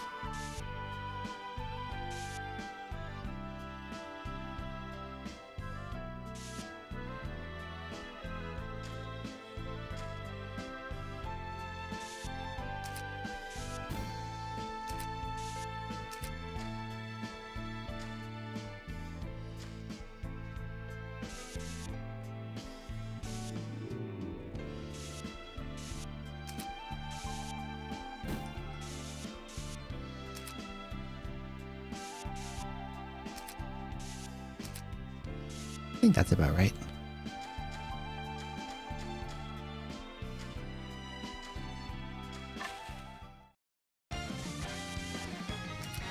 Another fishing spot. I should get someone with fishing skill.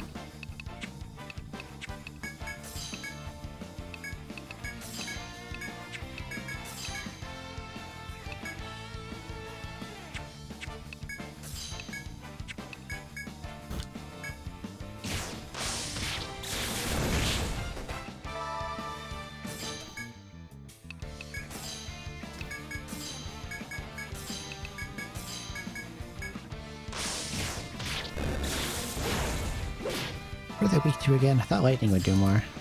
Oh, they're not weak to any element. Dumb.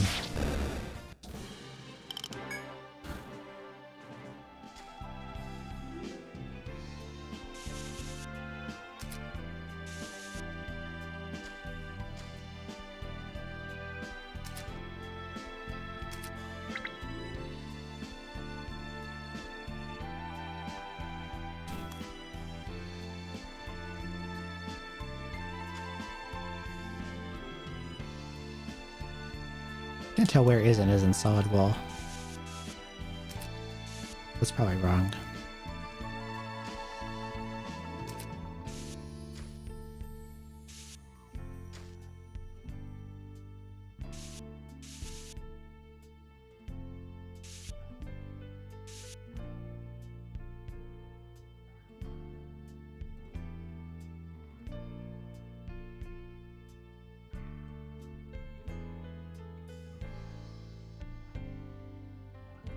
Something feels wrong about that too.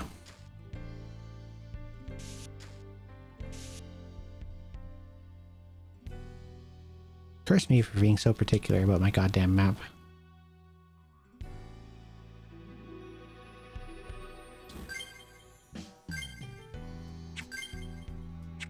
Okay, party's healthy. Let's go up here. Almost done with this floor.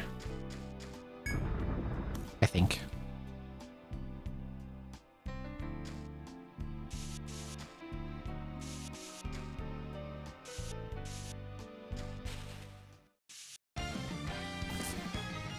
Oh no. It's the one-hit kill dog again.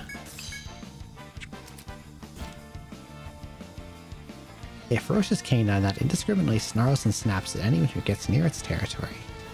Oh, it's weak to ice.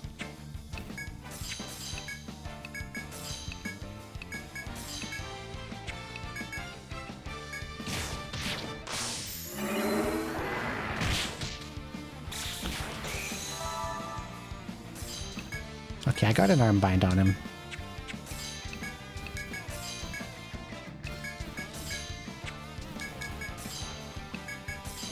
That probably keeps its damage from killing me.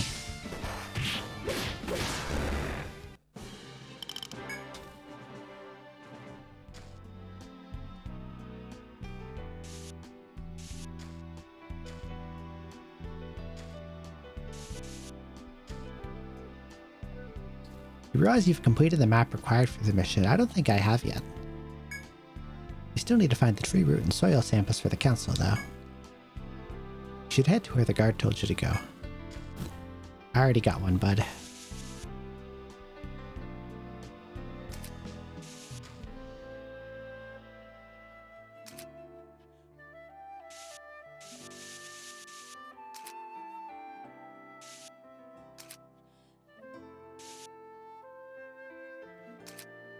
Wait, this goes here.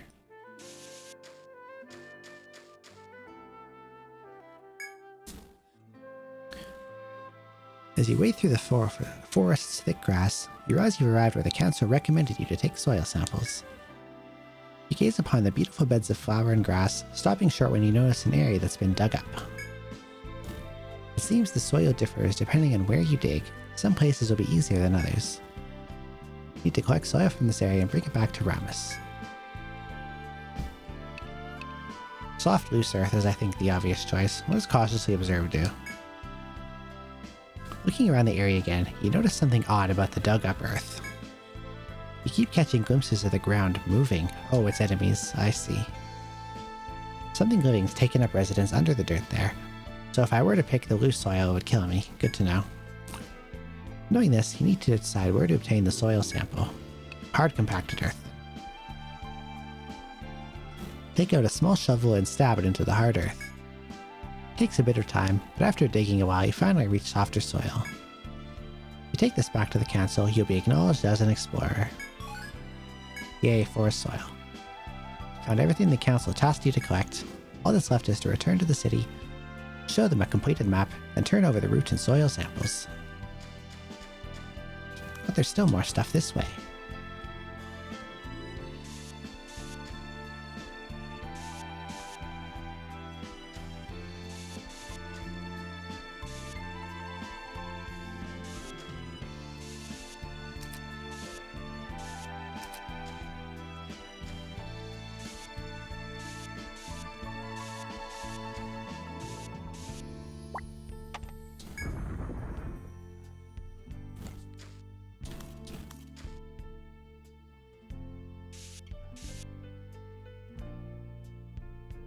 Do I consider this water or wall? I'll call it wall.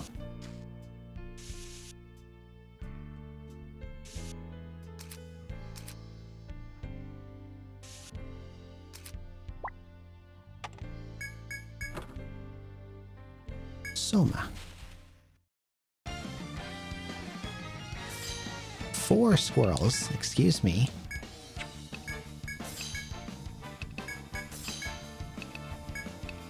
I think that is too many squirrels.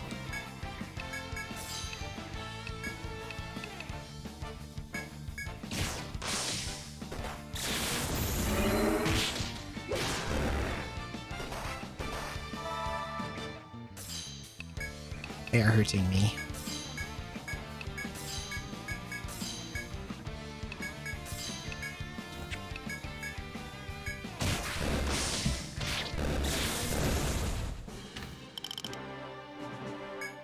At least they go down quickly.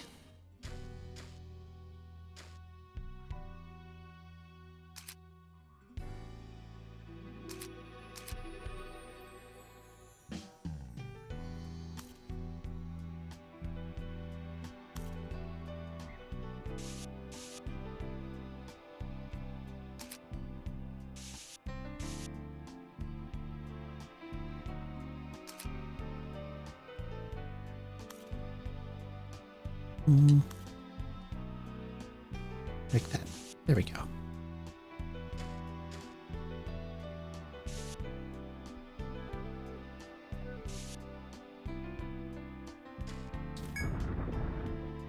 My beautiful and perfect map.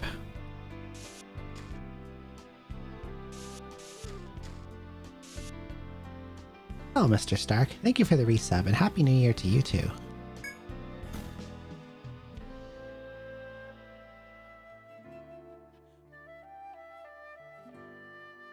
"2024 felt like it was like 3 months long. I hope 2025 feels like a full year." The dead end of a verdant path, you stop to inspect a bush where some bluish fruits are growing. They seem to be blueberries, albeit small ones. It doesn't look like anyone else has picked any, so there are tons of berries ripe for the taking. You gather some berries to snack on them, or you can ignore them and be on your way.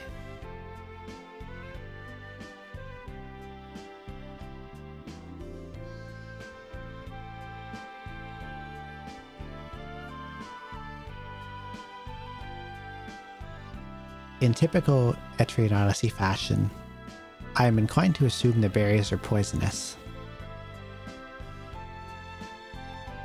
But I won't know unless I actually put them into my mouth.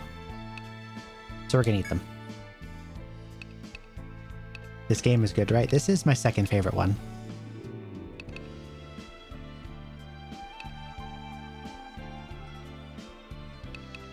I guess I can't make the bird eat it.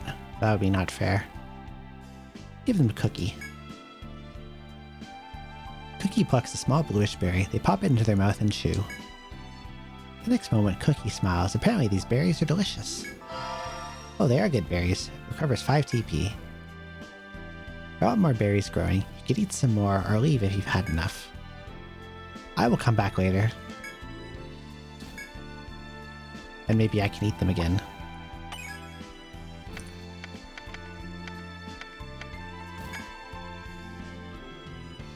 Okay, I probably won't stick around because I want to play this game myself sometime, but I hope you enjoy it. I just wanted to wish you well for the New Year's. If you decide to play it, I hope you enjoy it. Thank you for stopping by, and Happy New Year again. I hope your 2025 is a good one. I hope this dog does not kill me. I'm kind of low on HP.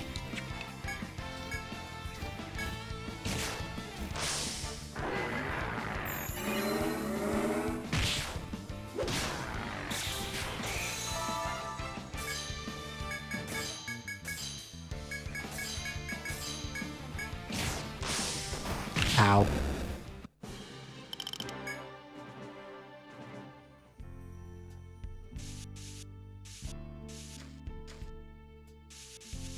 Even in video game, dogs are evil to me. What's this? At a dead end with dense vegetation and clear springs, you find a bush full of red fruits. Upon closer inspection, they appear to be berries.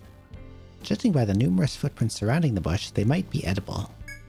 Gather these berries if you wish. Okay, let's gather them. These remaining berries are presumably left over by explorers for other adventurers to eat. Taking that into careful consideration, you only pick a handful of red berries and leave the rest for another guild. Obtained forest berries times 7, a cooking ingredient, I guess. Okay, I will mark this down.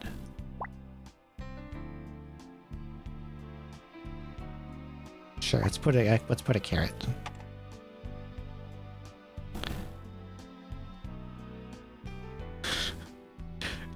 your exploration, you picked berries from the bush at a dead end. They tasted very good. Yes, brilliant.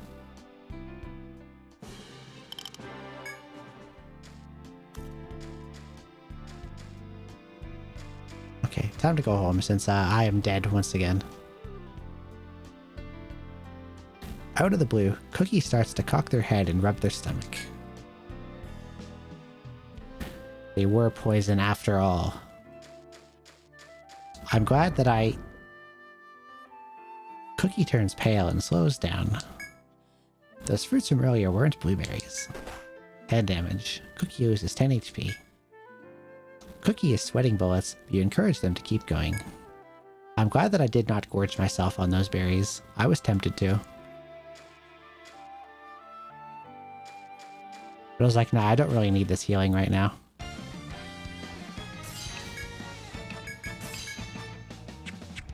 I'm also going to run away because I don't want my EXP to become even more unbalanced. Although when I rest in Ultra class, it's going to be super unbalanced anyway, so we'll just commit.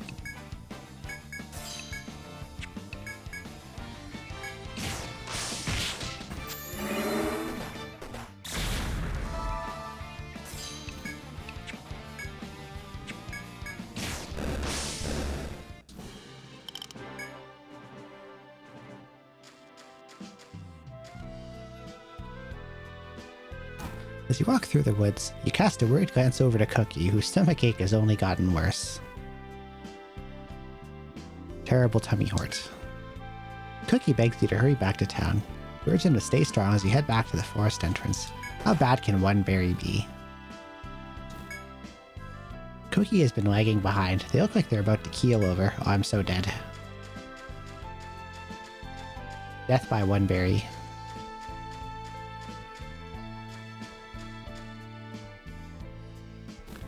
After encouraging your party to work through the stomach pains, you finally manage to make it to the entrance. Cookie loses 10 HP, wow. Tummy hurt is almost as dangerous as a turtle. Hurry downstairs and rest at the inn before your suffering party's groans get any louder. The fruits you hastily ate gave you food poisoning. Next time, be careful what you eat in the wild. Everything in this place fucking kills you, man. But at least I got a lot of EXP out of it.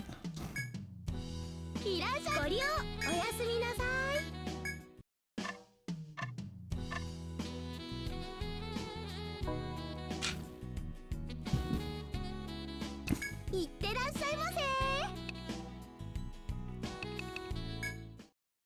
can turn this into report.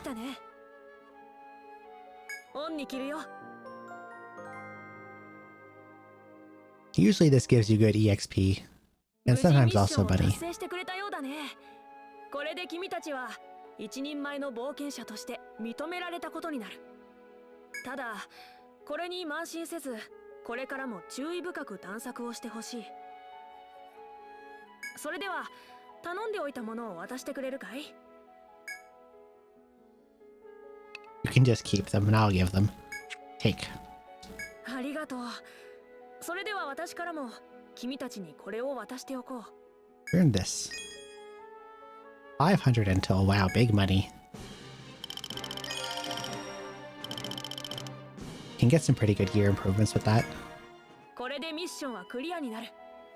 君たちはこれからこの町で冒険者として過ごすことになるだろ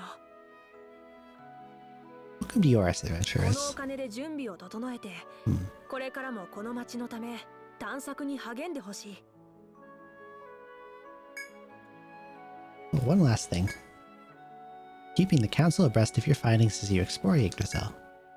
Rest assured we'll reward you for your hard work. We can't force you, of course. Ultimately, the choice is yours. I think this is where you, like, turn in your bestiary and item log entries, and they give you stuff for it. Collect knowledge you gained of exploring a council hall with the logbook registry. In the registry, you'll find 3 things: the map database, the monstrous codex, and the item compendium. Knowledge gained through battle is stored in the codex, while information on new materials is stored in the compendium. The map database is where you can file your completed cartographical Cartographical efforts. Words. Word salad. To add something to the map database, first you must correctly chart a dungeon floor. As soon as you move from one floor to the next, you can begin mapping that new floor. For example, if you reach 2F while exploring 1F, you can immediately start charting 2F. Each time you use the registry, you are rewarded for the map progress you make, so it's wise to constantly check in. That took longer than expected. Yeah, you yapped a lot about maps. Well, that's all for now. Okay, bye.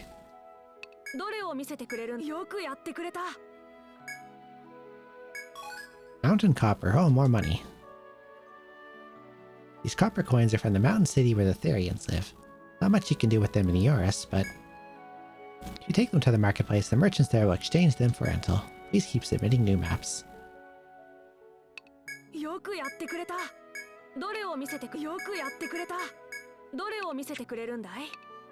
Okay, bye. Oh, one last thing before you go. Stop by the marketplace. Ask the merchants there to sell you something you'll need to keep exploring from here on out.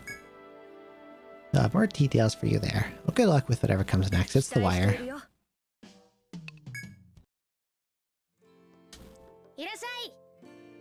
Welcome. Congrats on completing your mission. Heard all about it from the council. Now then, let's get down to business.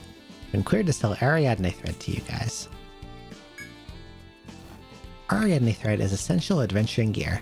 It allows you to travel lickety-split from the forest to the city without having to hoof it.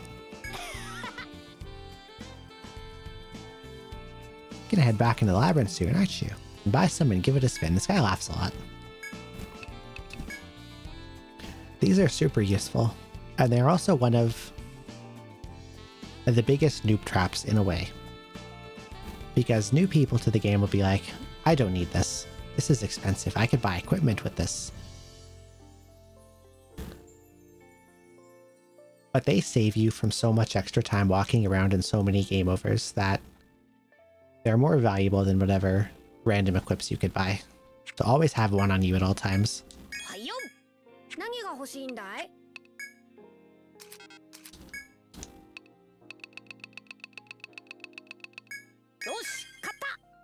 Matfa, breastplate, acorn vest.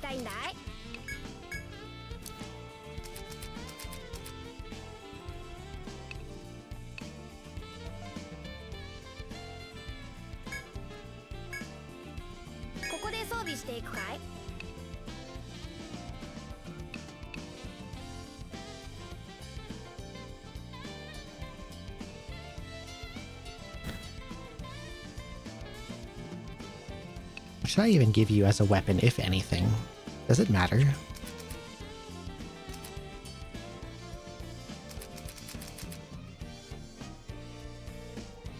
Probably not.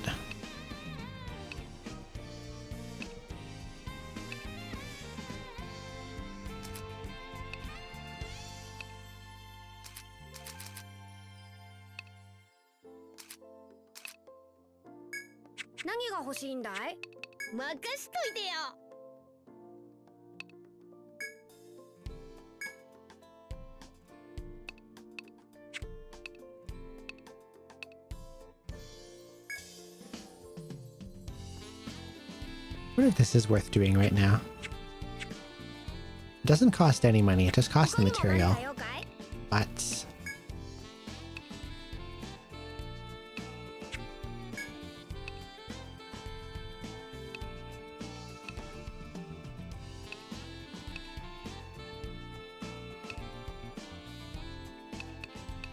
I could also just buy other stuff like armor, or can anyone even use this?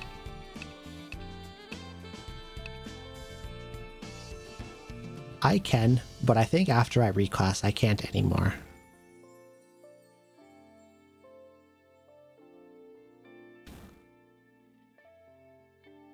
I'll get this for now.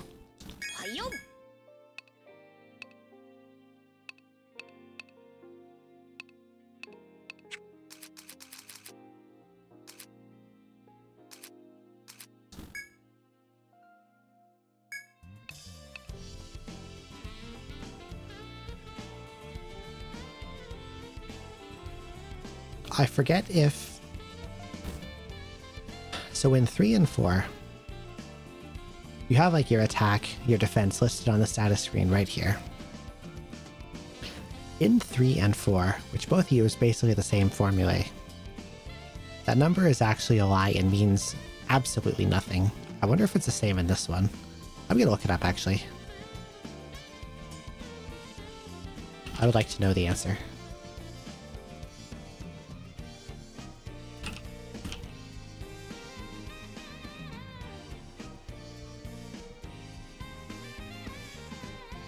The EO5 internal formulas thread, there we go.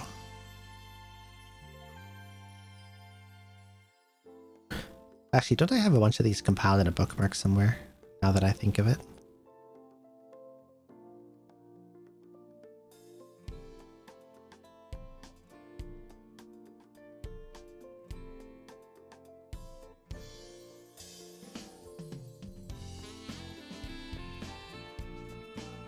Here we go, big document.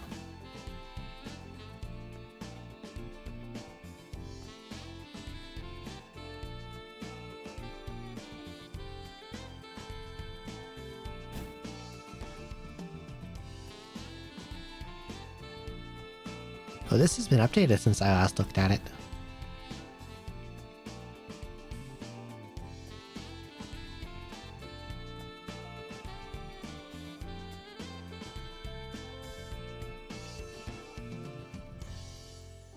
Okay, let's see.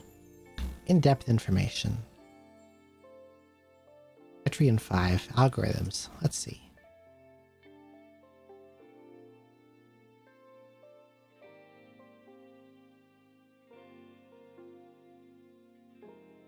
Okay, so it seems the stats we see for attack and defense do actually mean something.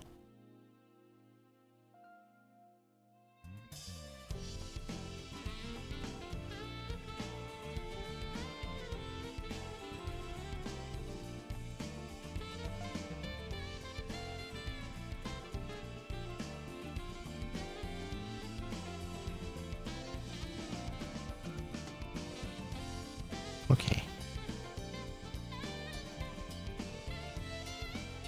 Good to know.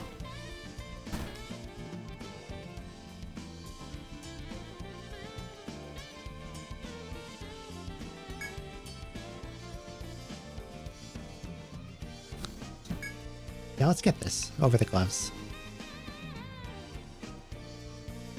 Because it does also give me max HP, which is good to have.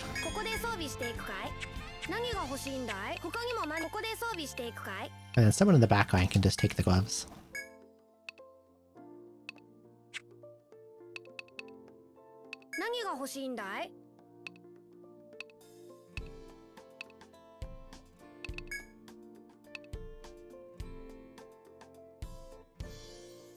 Shaman being fast is good since they're a buffer, so...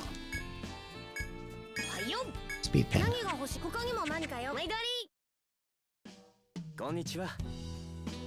Must be the Desert Guild. I have a message for you from Lord Egar.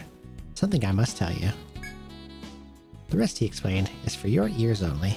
Receive and press the Explorers Guild. Now then, please excuse me. I have to return to my patrol.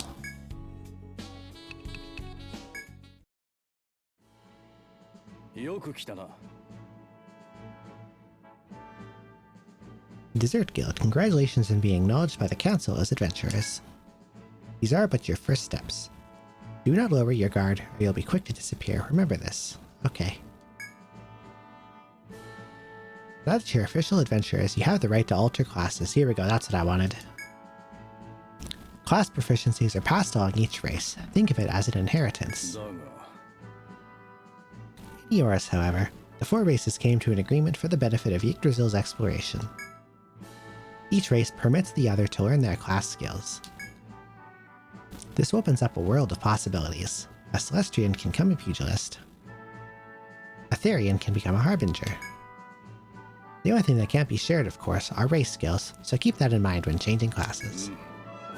Perhaps it would be easier if you tried it out for yourself. Now access Alter Class the Explorers Guild. There are no restrictions to changing classes. Earthlane can become a warlock, Celestian can become a shaman, etc. Changing classes will decrease the character's current level by 5, however, so keep that in mind when doing so. I hope it lets me do it and doesn't make me level to 6 first. 転職だな。 New classes, bonus stats and skill points. Yes. There's no actual bonus because my level is not high enough.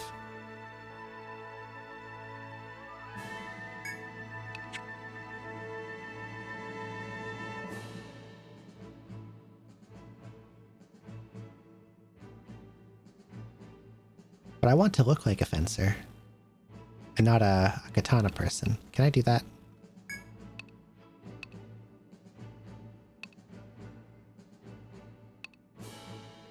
Because I like the cute fencer sprite and I wanted to color it purple hair. 転職だな。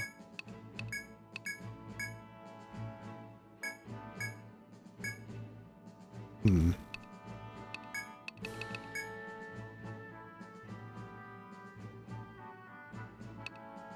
I may have to look into it later. 何をするのだ。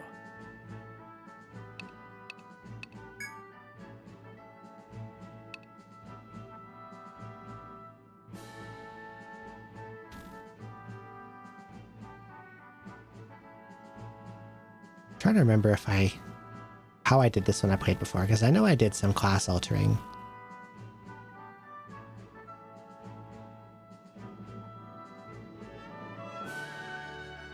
Because I think I made my necromancer a brony, but they still looked like a necromancer.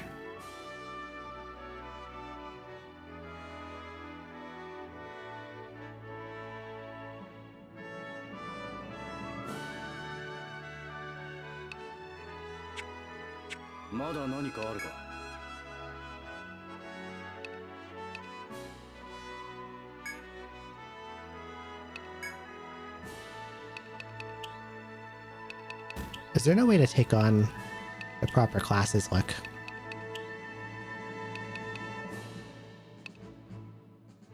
Or do I have to look like Etrian the whole time?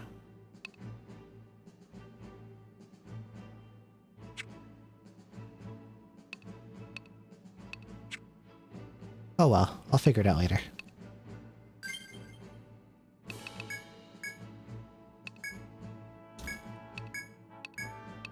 I need to buy a sword.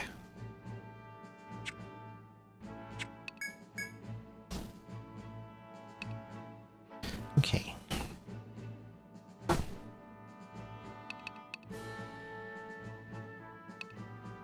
Fencer is like a fast, dodgy, stabby kind of fellow. And you can either go more into these chains or more into like evasion stuff.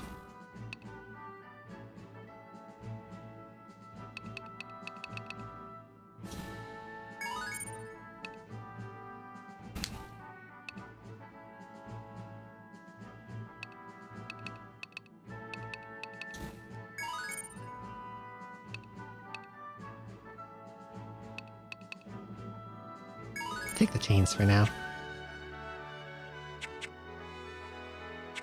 幸運を祈る。 いらっしゃい。 And 何 I が need 欲 a しいんだい？ sword. I can't afford a sword. 他にも何か用かい？どれを売りたいんだい？何が欲しいんだい？ Okay, now I can get one. はいよ。 There we go. 2 rental 何を left. お願い？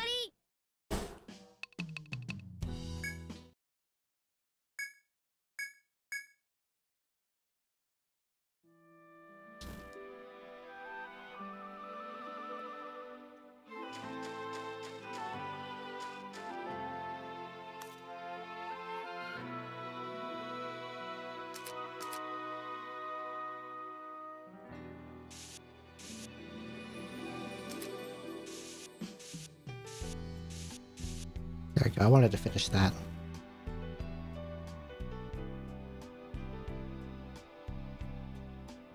This wall looks wrong. Why does it look wrong?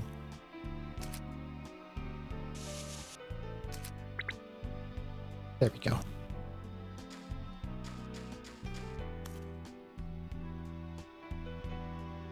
While walking through the woods, you come across the same guard from earlier. He looks up from the chickens he's watching and waves. Konnichiwa. Hail and well met, Desert Guild. Glad to see you completed your first mission. The guard shoots a quick smile, but his face soon darkens as his gaze falls to the ground. Alright, what's the deal, man? After a moment's hesitation, the guard replies. Some of the chickens I've been watching went missing. They must have wandered deeper into the woods in search of food. I'd like to go out looking for them, but my duty is to keep watch here. I simply cannot abandon my post. I could offer to help find these chickens if you wish, or you could simply leave. Let's find them. When you say so, the guard looks surprised. He takes your hand and thanks you. By my count, 3 chickens are missing. Please find them before monsters eat them. But be warned, these chickens will be hard to catch if one of you isn't skilled at caring for animals. With that, you wave farewell to the thankful guard and begin searching for the lost chickens. Okay, can you get this at level 2?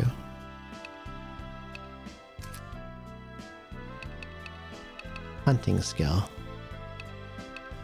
Someone else.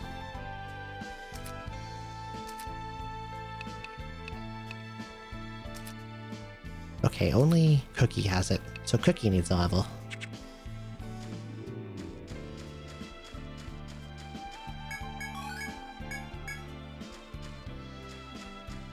We can run around and kill stuff for a bit.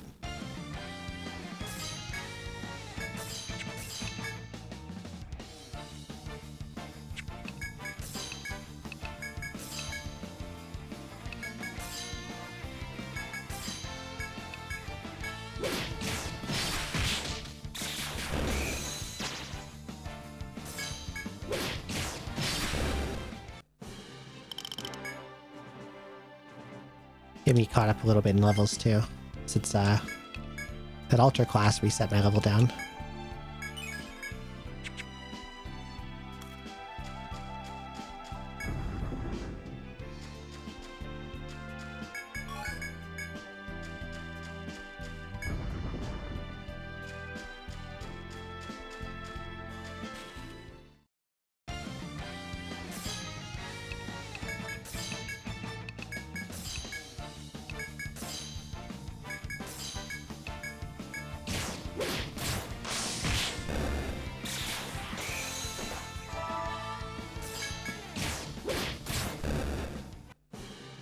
Thankfully, I think I know where most of the chickens are. Yeah, I know where they all are. Okay.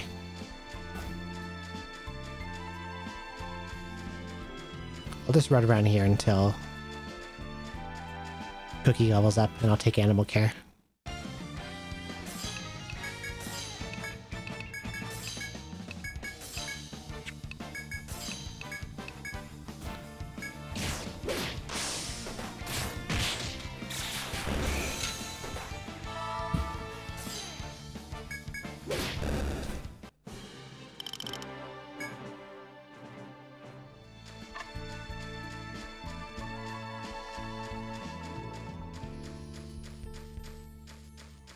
Come on, give me a fight.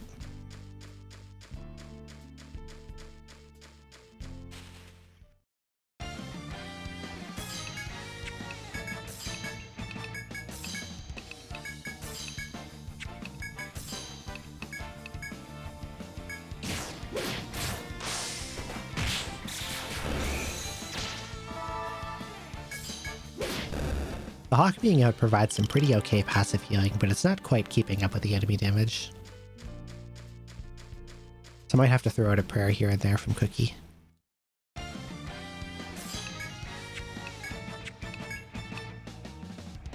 Let's try a chain skill.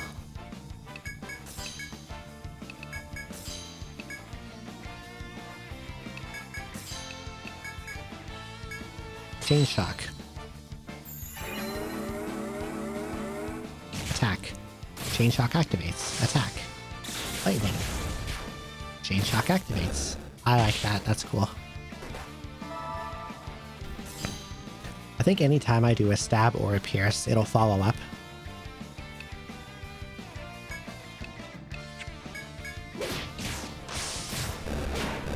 So if Crepe ever gets a rapid hitting arrow attack, or Brûlé gets like a rapid hit spell, I could do a lot of chains and it'll be cool.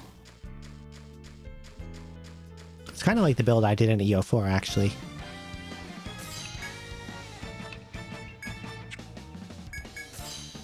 The chains also don't cost a lot, which is nice.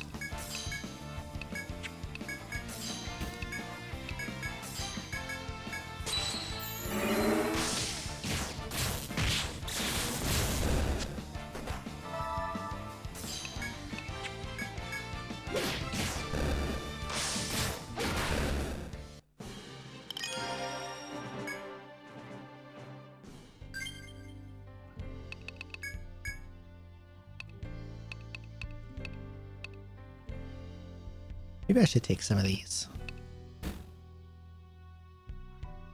We restore a small amount of DP when using a base skill.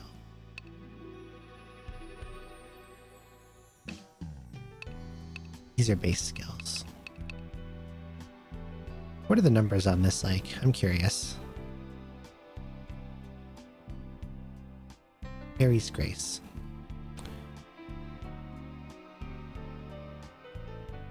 When the character uses a basic skill in combat, they have a 30% chance to recover some TP. TP restoration is equal to TP cost of the skill used divided by 5 plus 1. So assuming it rounds up to at least 1, I would get back to 30% of 2. Is 0.66. So every time I use 4, I get 0.66 back on average. I don't know about that one.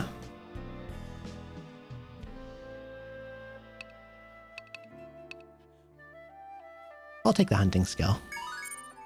These are useful to pick up for things.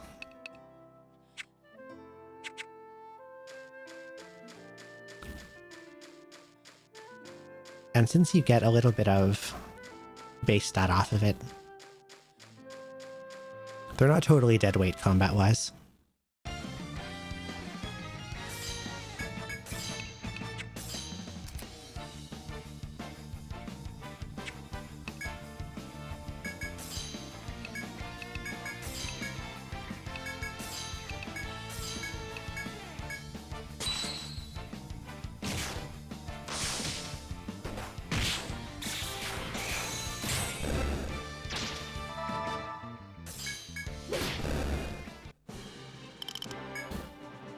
Almost a level. A little bit more. One more fight, then I can rescue these chickens.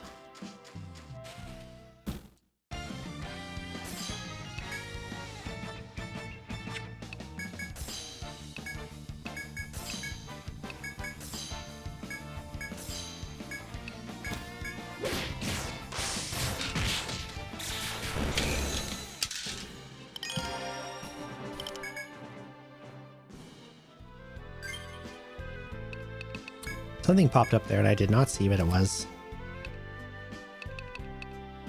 Oh, it opens up this to me now.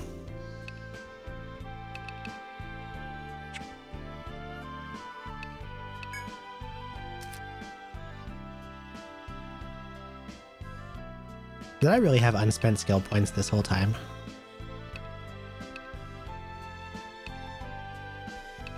How silly of me.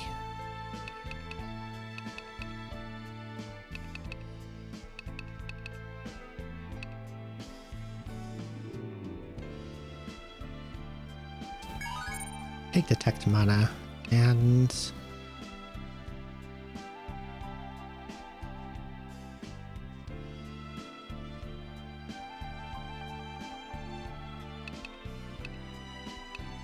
increases enemy drop rate, can stack, slightly increases int. Okay.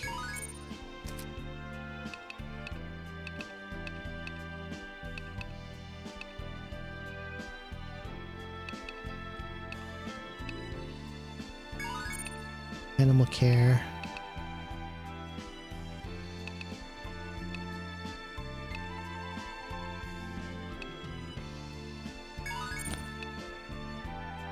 Might as well pick up the good race skills early.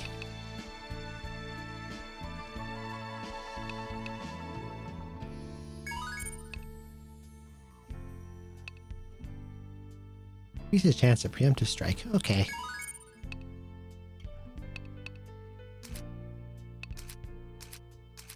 And Bunt has some to spend. Fishing. Ah yeah, now I can fish. Rescue these chickens. As you stroll through the small lane of trees, you spot a bird pecking at the grass. It's one of the chickens that went missing. You can reach out to capture the chicken, or you can leave it alone. Catch. Cookie sneaks up on the chicken and scoops it up before it can react. This was the first chicken you've captured. Need to keep looking for the other two. Okay.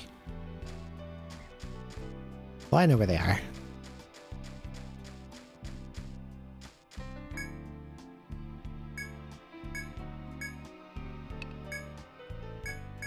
Two chickens.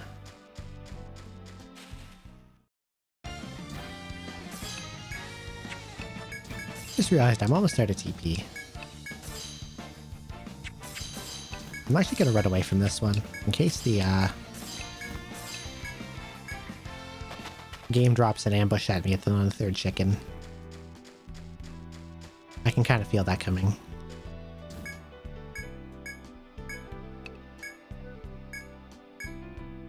Oh, okay, no ambush.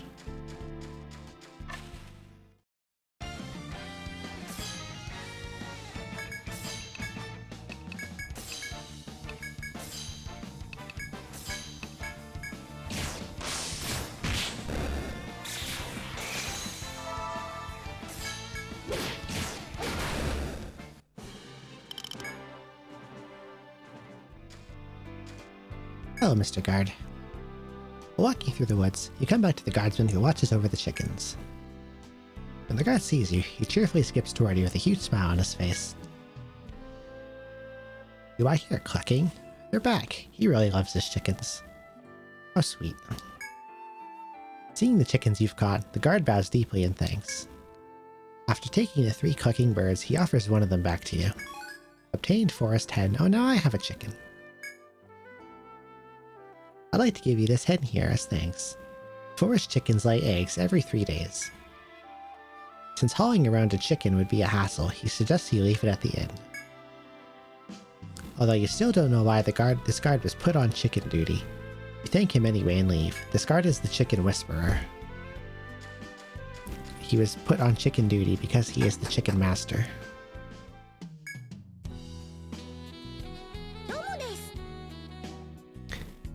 And he has generously bequeathed me with one of his chickens. Congrats! Now that you've finished one, the sky's the limit. The top of Yggdrasil is, anyway.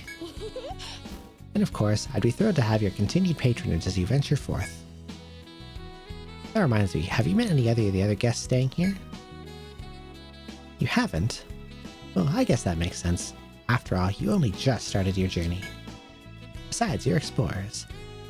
I'm sure you're more than likely to cross paths in the labyrinth than here.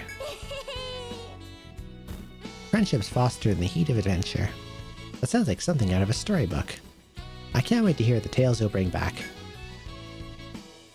Street Pass settings and Read QR code can be accessed here at Janetta's Inn. Through Street Pass, you can send your guild cards to other players. Likewise, you can also receive guild cards from other players. By setting a character to a guild card, you can send them to another player. By scanning QR codes, you can receive things such as items and guild cards. In 4, part of 100% required scanning, you either need to do a ton of street passing or you need to scan about 80 QR codes. And I hope that's not a thing in this one. I'll do it if it's a thing, but I hope it isn't. Sure, we'll activate Street Pass. I want to see my guild card anyway.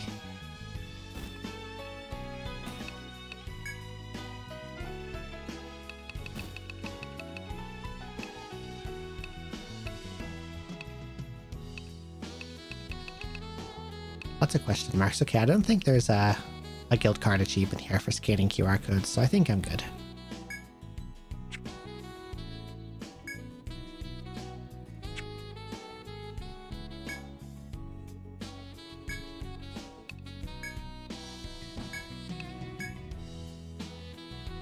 message.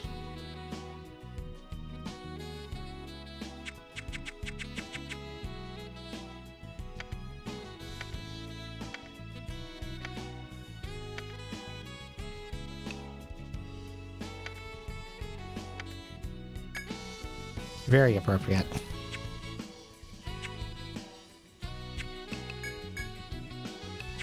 I have no money. いってらっしゃいませ。いらっしゃい。どれを売りたいんだい？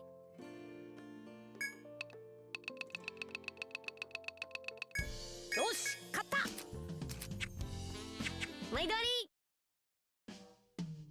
Okay, now I can sleep. あれれ？ Hey, it's a hen. Maybe she'll start laying fresh and delicious eggs.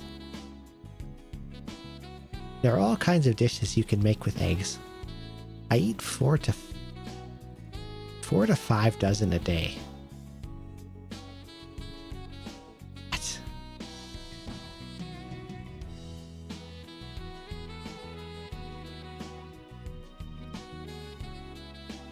How do you eat between 48 and 60 eggs a day? And again, you are adventurers. I don't know how you'd carry a chick around a labyrinth, but it's not like it can hold its own in a fight. どうですか？ Oh, I know.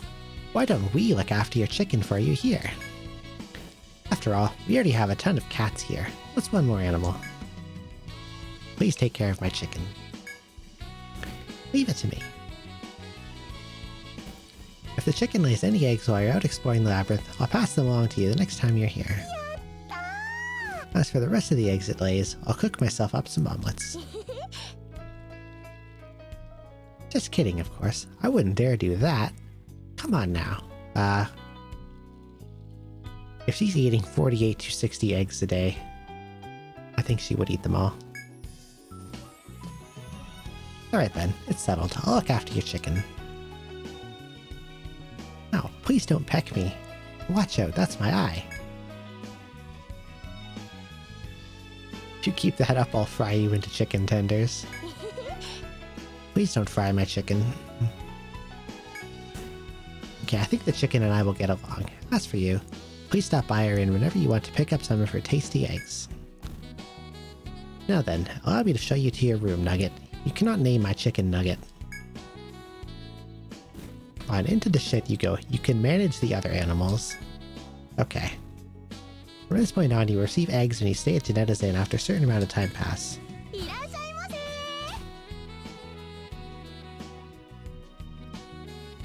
You can cook food for like in Labyrinth Restoration. おやすみなさい。 Although I don't think I can make anything quite yet. いってらっしゃいませ。いらっしゃい。またおいで。 I think I can move on to 2F now.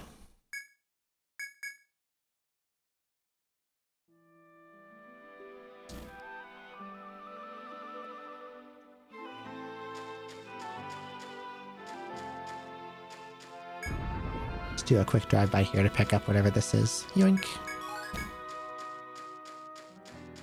I'm probably gonna need to pick up mining skill in some characters.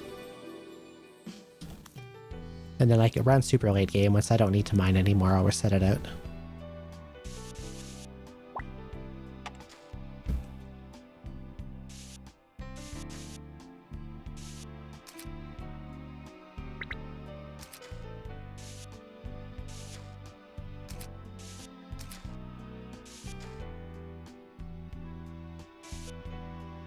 Walking through the wooden path, you spot a girl standing under a tree.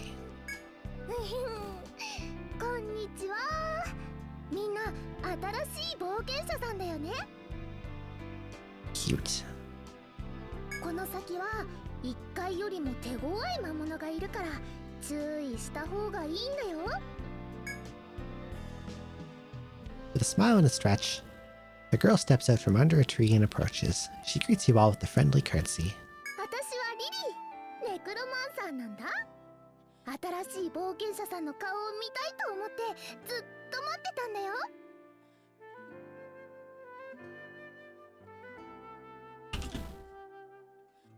Oost.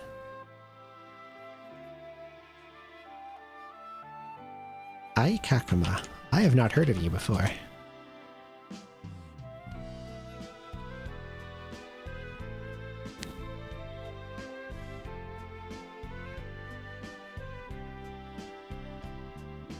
Oh, she was in Amagi Brilliant Park. I remember watching that and liking it. That was one of my first anime.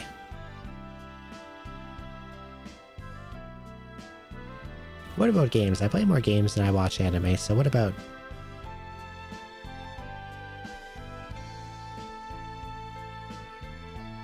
Ah, she's Lekoi Fei in Grand Blue. Character I have not used much of because she is stuck in SR hell.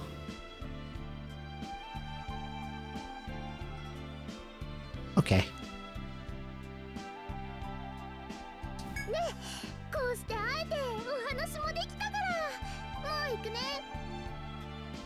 Cute. With a parting curtsy, Lily takes her leave. The Celestian's words of warning linger as you prepare for whatever new dangers await you and your party on the next floor.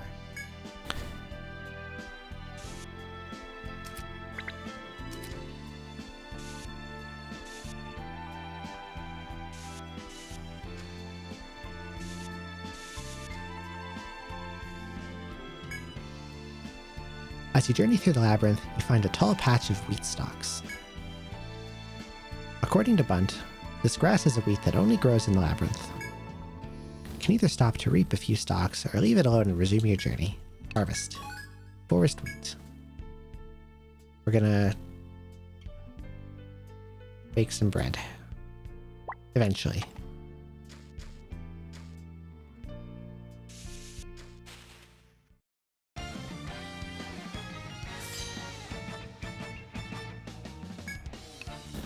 Ice bat.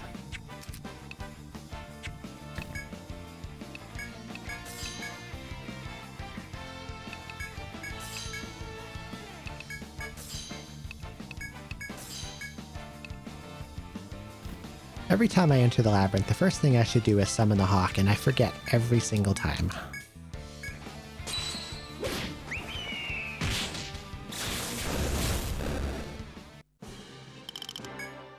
Dislodged Fang. I don't know what the condition for that drop is. Since I did so much and got it basically first thing.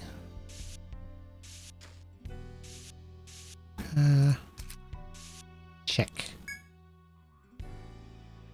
While proceeding through a narrow trail, you notice the guardsman scurrying behind a bush. It's hard to tell what he's doing back there, which piques your curiosity. Call out to him. Whoa. Well, you're just explorers. Thought a monster found me. So, what do you think? Pretty impressive, right? What were you even doing? Oh. The guard proudly gestures oh my god, I can't speak.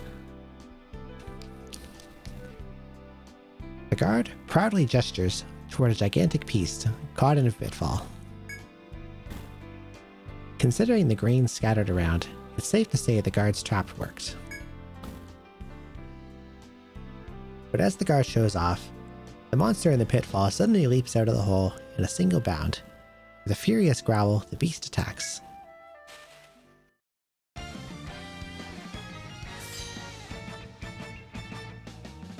That is a very long boar.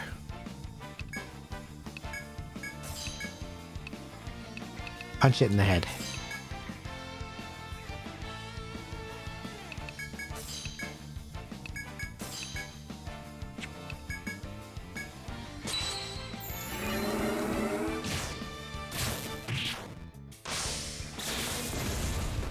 Ow. Well, it's not that strong. Die.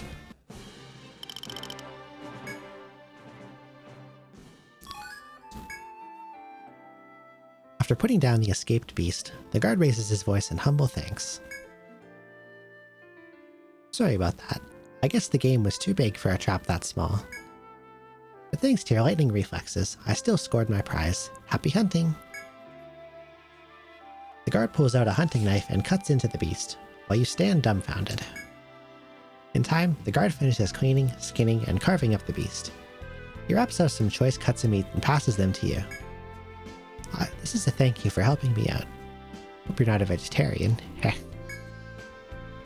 Whether you eat it or not, fresh meat makes a fine trophy. Tell the guard as much before parting ways with him. 5 meats. After helping to put down an escaped beast, you receive a trophy from the monster hunt.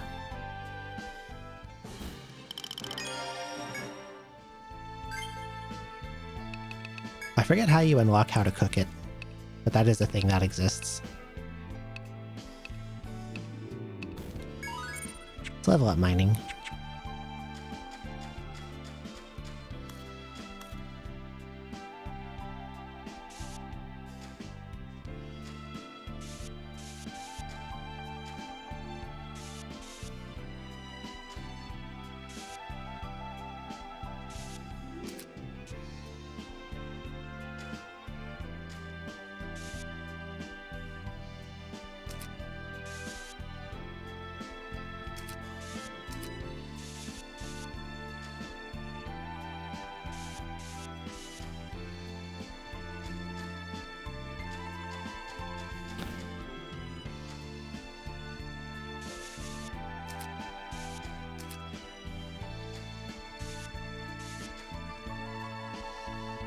I want to see what's over here before I go through that little tree root passage.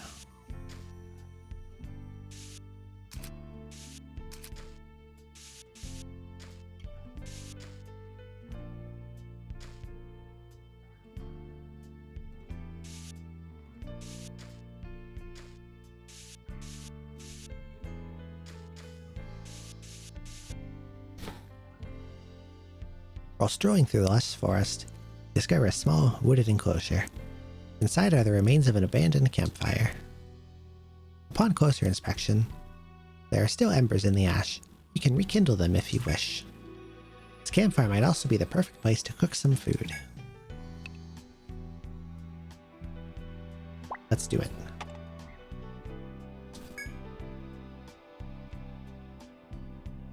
Cookie rolls up their sleeves and gets to work. The rest of you watch.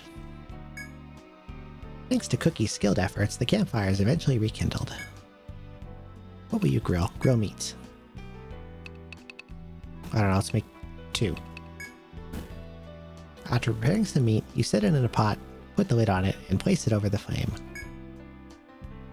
As you continue feeding wood into the fire, the rich scent of meat tickles your nostrils. Roasted meat. Now that you're finished, you clean up and put out the flames.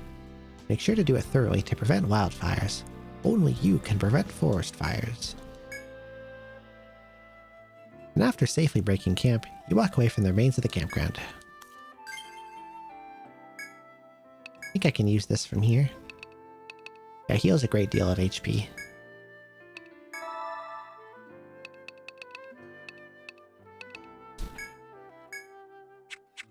Oh yeah, you can eat the food raw or you can cook it, I remember now. That is a passage that I have not unlocked yet.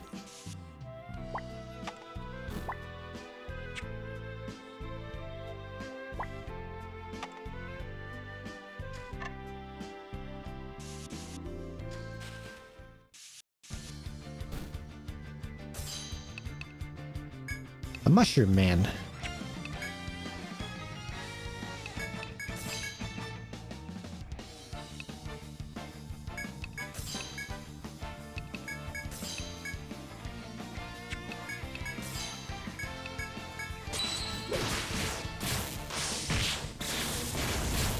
Okay, no mushroom man.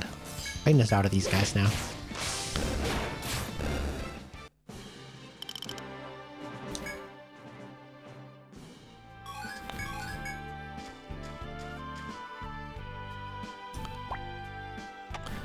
I think an extra back to town, I'll probably call it because I'm a little tired. I didn't get much sleep today and I started stream really late.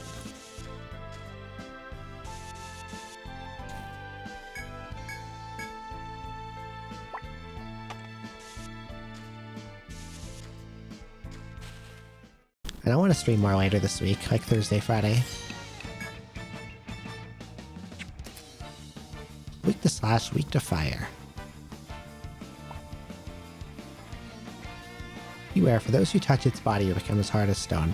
Petrify on the 2nd floor.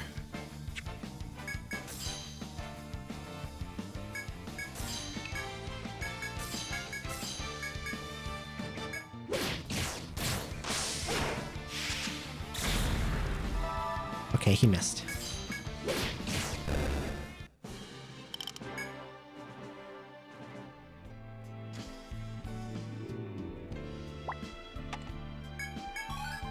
Lotus fruit.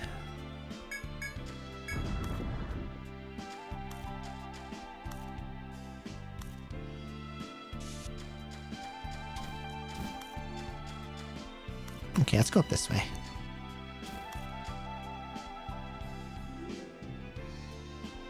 As you set foot onto this new floor, a group of friendly-looking adventurers approaches you. It's the real deal from here on out, so keep your wits about you, says one of them, who is introduced to you as Conrad. The rest of the Freeblade Guild have a piece of advice for you. If you want to stay alive up here, you need to be a skilled gatherer. They then hand you some wheat. Eventually, there are lots of useful goods to be found if you're skilled at gathering. Okay. Before the Freeblade Guild leaves, one of their members pulls out a small card. This is our guild card. We'd be honored if you'd accept it. You take it from them. Alright, good luck to both of us. Haha.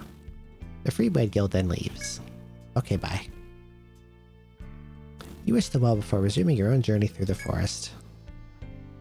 If you have received guild cards from other adventurers, you'll run into them along your journey. When that happens, they might even give you useful items or information. Exchange as many guild cards as you can through Street Pass or QR codes. So if you happen to Street Pass someone playing this game, you'll encounter their guilds. But if you do not, then they're all just Conrad of the Freeblade Guild. All will become Conrad. Conrad for life, Conrad forever.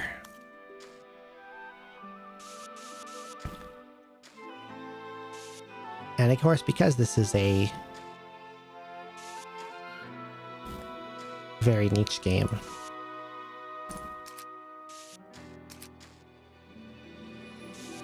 the chance of street passing someone in North America playing this is extremely slim. And I think when I had, or rather have this on my 3DS, like when I played it for the first time, when, 3DS was still... What's the word I'm looking for? Current.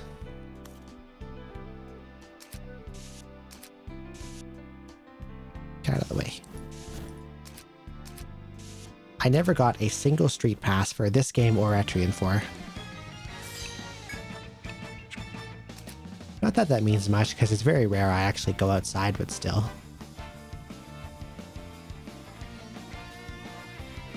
I wonder how I get that fang. I probably want more of them.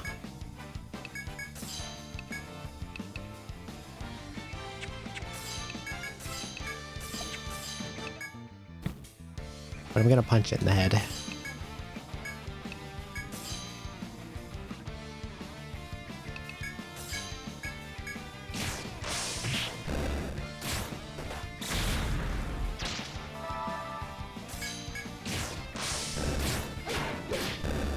Maybe the fang is dislodged because I punched it in the head so hard it knocked its teeth out. But maybe not, because I didn't get any fangs that time.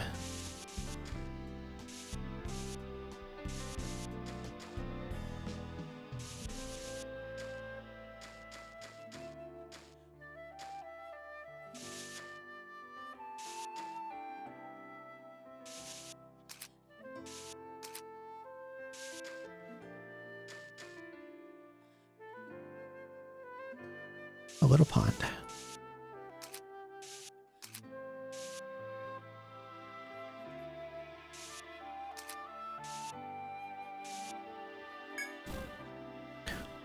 While proceeding through the watery woods, you notice someone fishing by a stream. One glimpse at the hulking warrior clad in ebony armor is enough to recognize Guildmaster Egar of the Explorers Guild.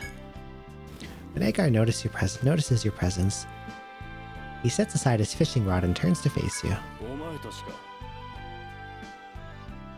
Ah, it's you. Looks as if you've been diligent. Stay safe now, and keep up the good work. Agar turns back to his fishing pole. You didn't expect to see him outside the city, but now might be a good time to talk to him. Do you enjoy fishing? 釣りはいいぞ。 Fishing is so relaxing. But it's far more than a leisurely hobby or an idle pastime. One's mind and body must be kept ready for the moment you get a bite. これは終わりのない鍛錬なのだ。 What's to say about fishing? Having concluded his thoughts on the subject, the Guildmaster gazes back toward the water. If there is anything else you wish to ask about, now would be a good time to get his attention. Otherwise, you can return to your exploration. Do you want anything? 何？ For anything I want, well... The Guildmaster keeps a steady gaze on the line dipping into the water. After a minute of silence, he slowly speaks up. As of late, my dinner table's been set with an overabundance of fish. Even I am growing tired of seafood. I hunted some birds on the way here. That is still not enough. What I truly crave is a moon apple. Do you happen to have any on you? Of course, I promise to compensate you handsomely for your troubles. I do not have a moon apple.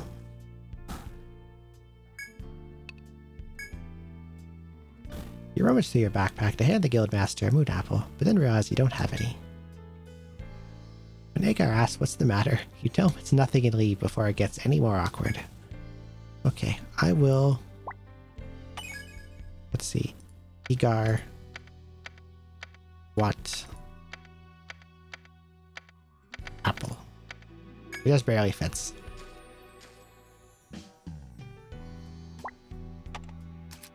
Just so I don't forget, because I know I will.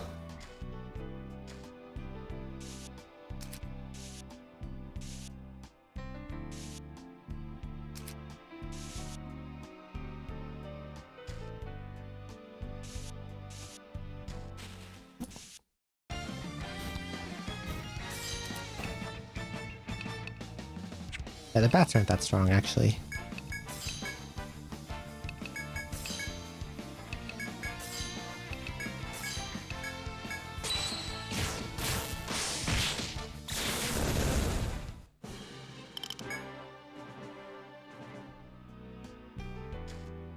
Lightning damage doesn't seem to trigger Dislodged Fang either. Wonder how you get it. I don't remember what killed it the last time.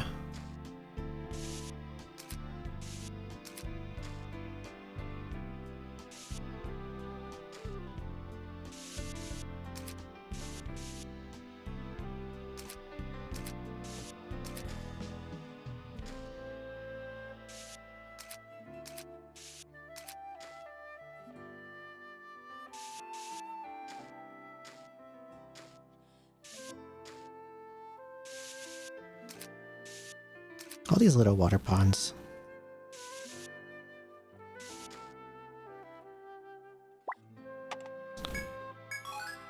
Lotus fruit. I'm guessing the moon apple is like a rare take that appears there. And I will eventually get it.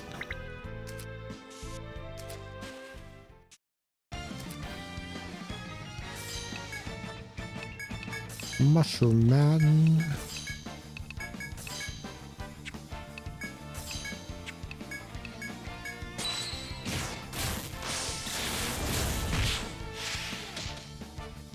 Oh boy, I'm petrified.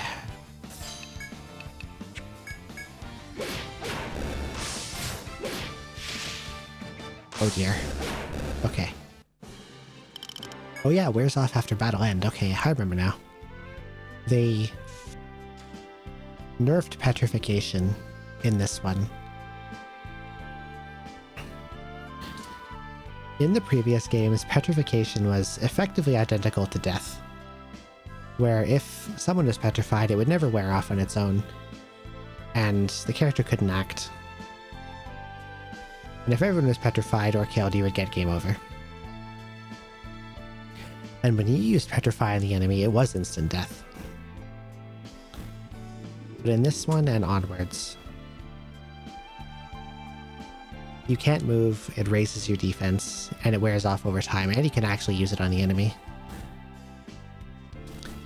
As you're making your way across 2F, you notice a girl sitting cross-legged on a suitably flat rock on the ground. She seems to notice your presence as well, and walks over with a cheerful expression. Oh, it's Lily again.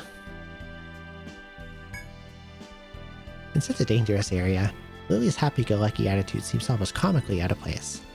With a wink, the girl reaches into her satchel and hands something over to you. Nectar. Ariadne thread, how generous. It's just a present from little old me. I'm sure it'll come in handy sooner or later, and I like helping out my fellow adventurers. She gave you some items, sure, but does this necromancer have an ulterior motive? You're not sure what to make of all this. We're nice, polite people. We will be grateful. Oh, no. It's really not a big deal. But I'm glad you like them. And it's nice to know you've all got good manners, too. With that, Lily packs up her things, stands up, and starts walking away. Bye now. I'll see you all a little later. Cute.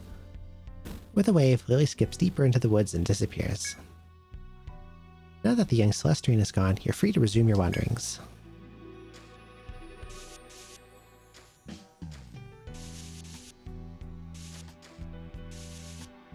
Map out this little area here.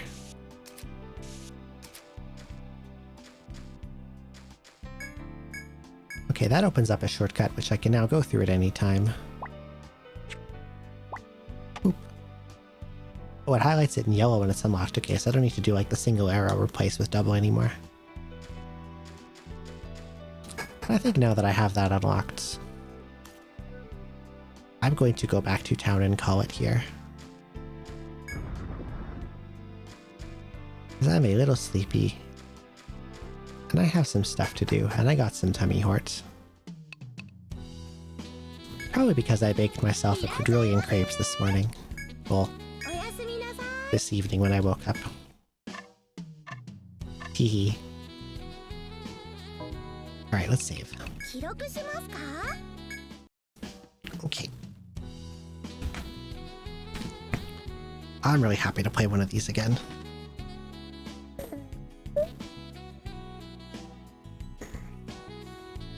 I wonder if there's anyone else playing EO that I can raid into. Let's have a look.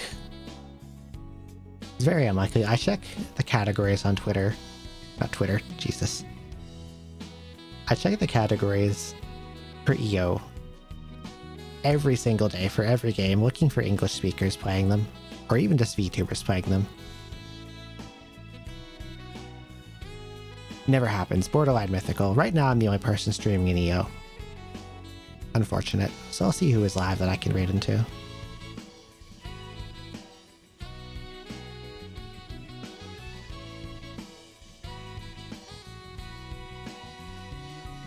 Oh, Kumo's doing karaoke. Good enough for me. We're gonna raid Kumo. Whom I love very much.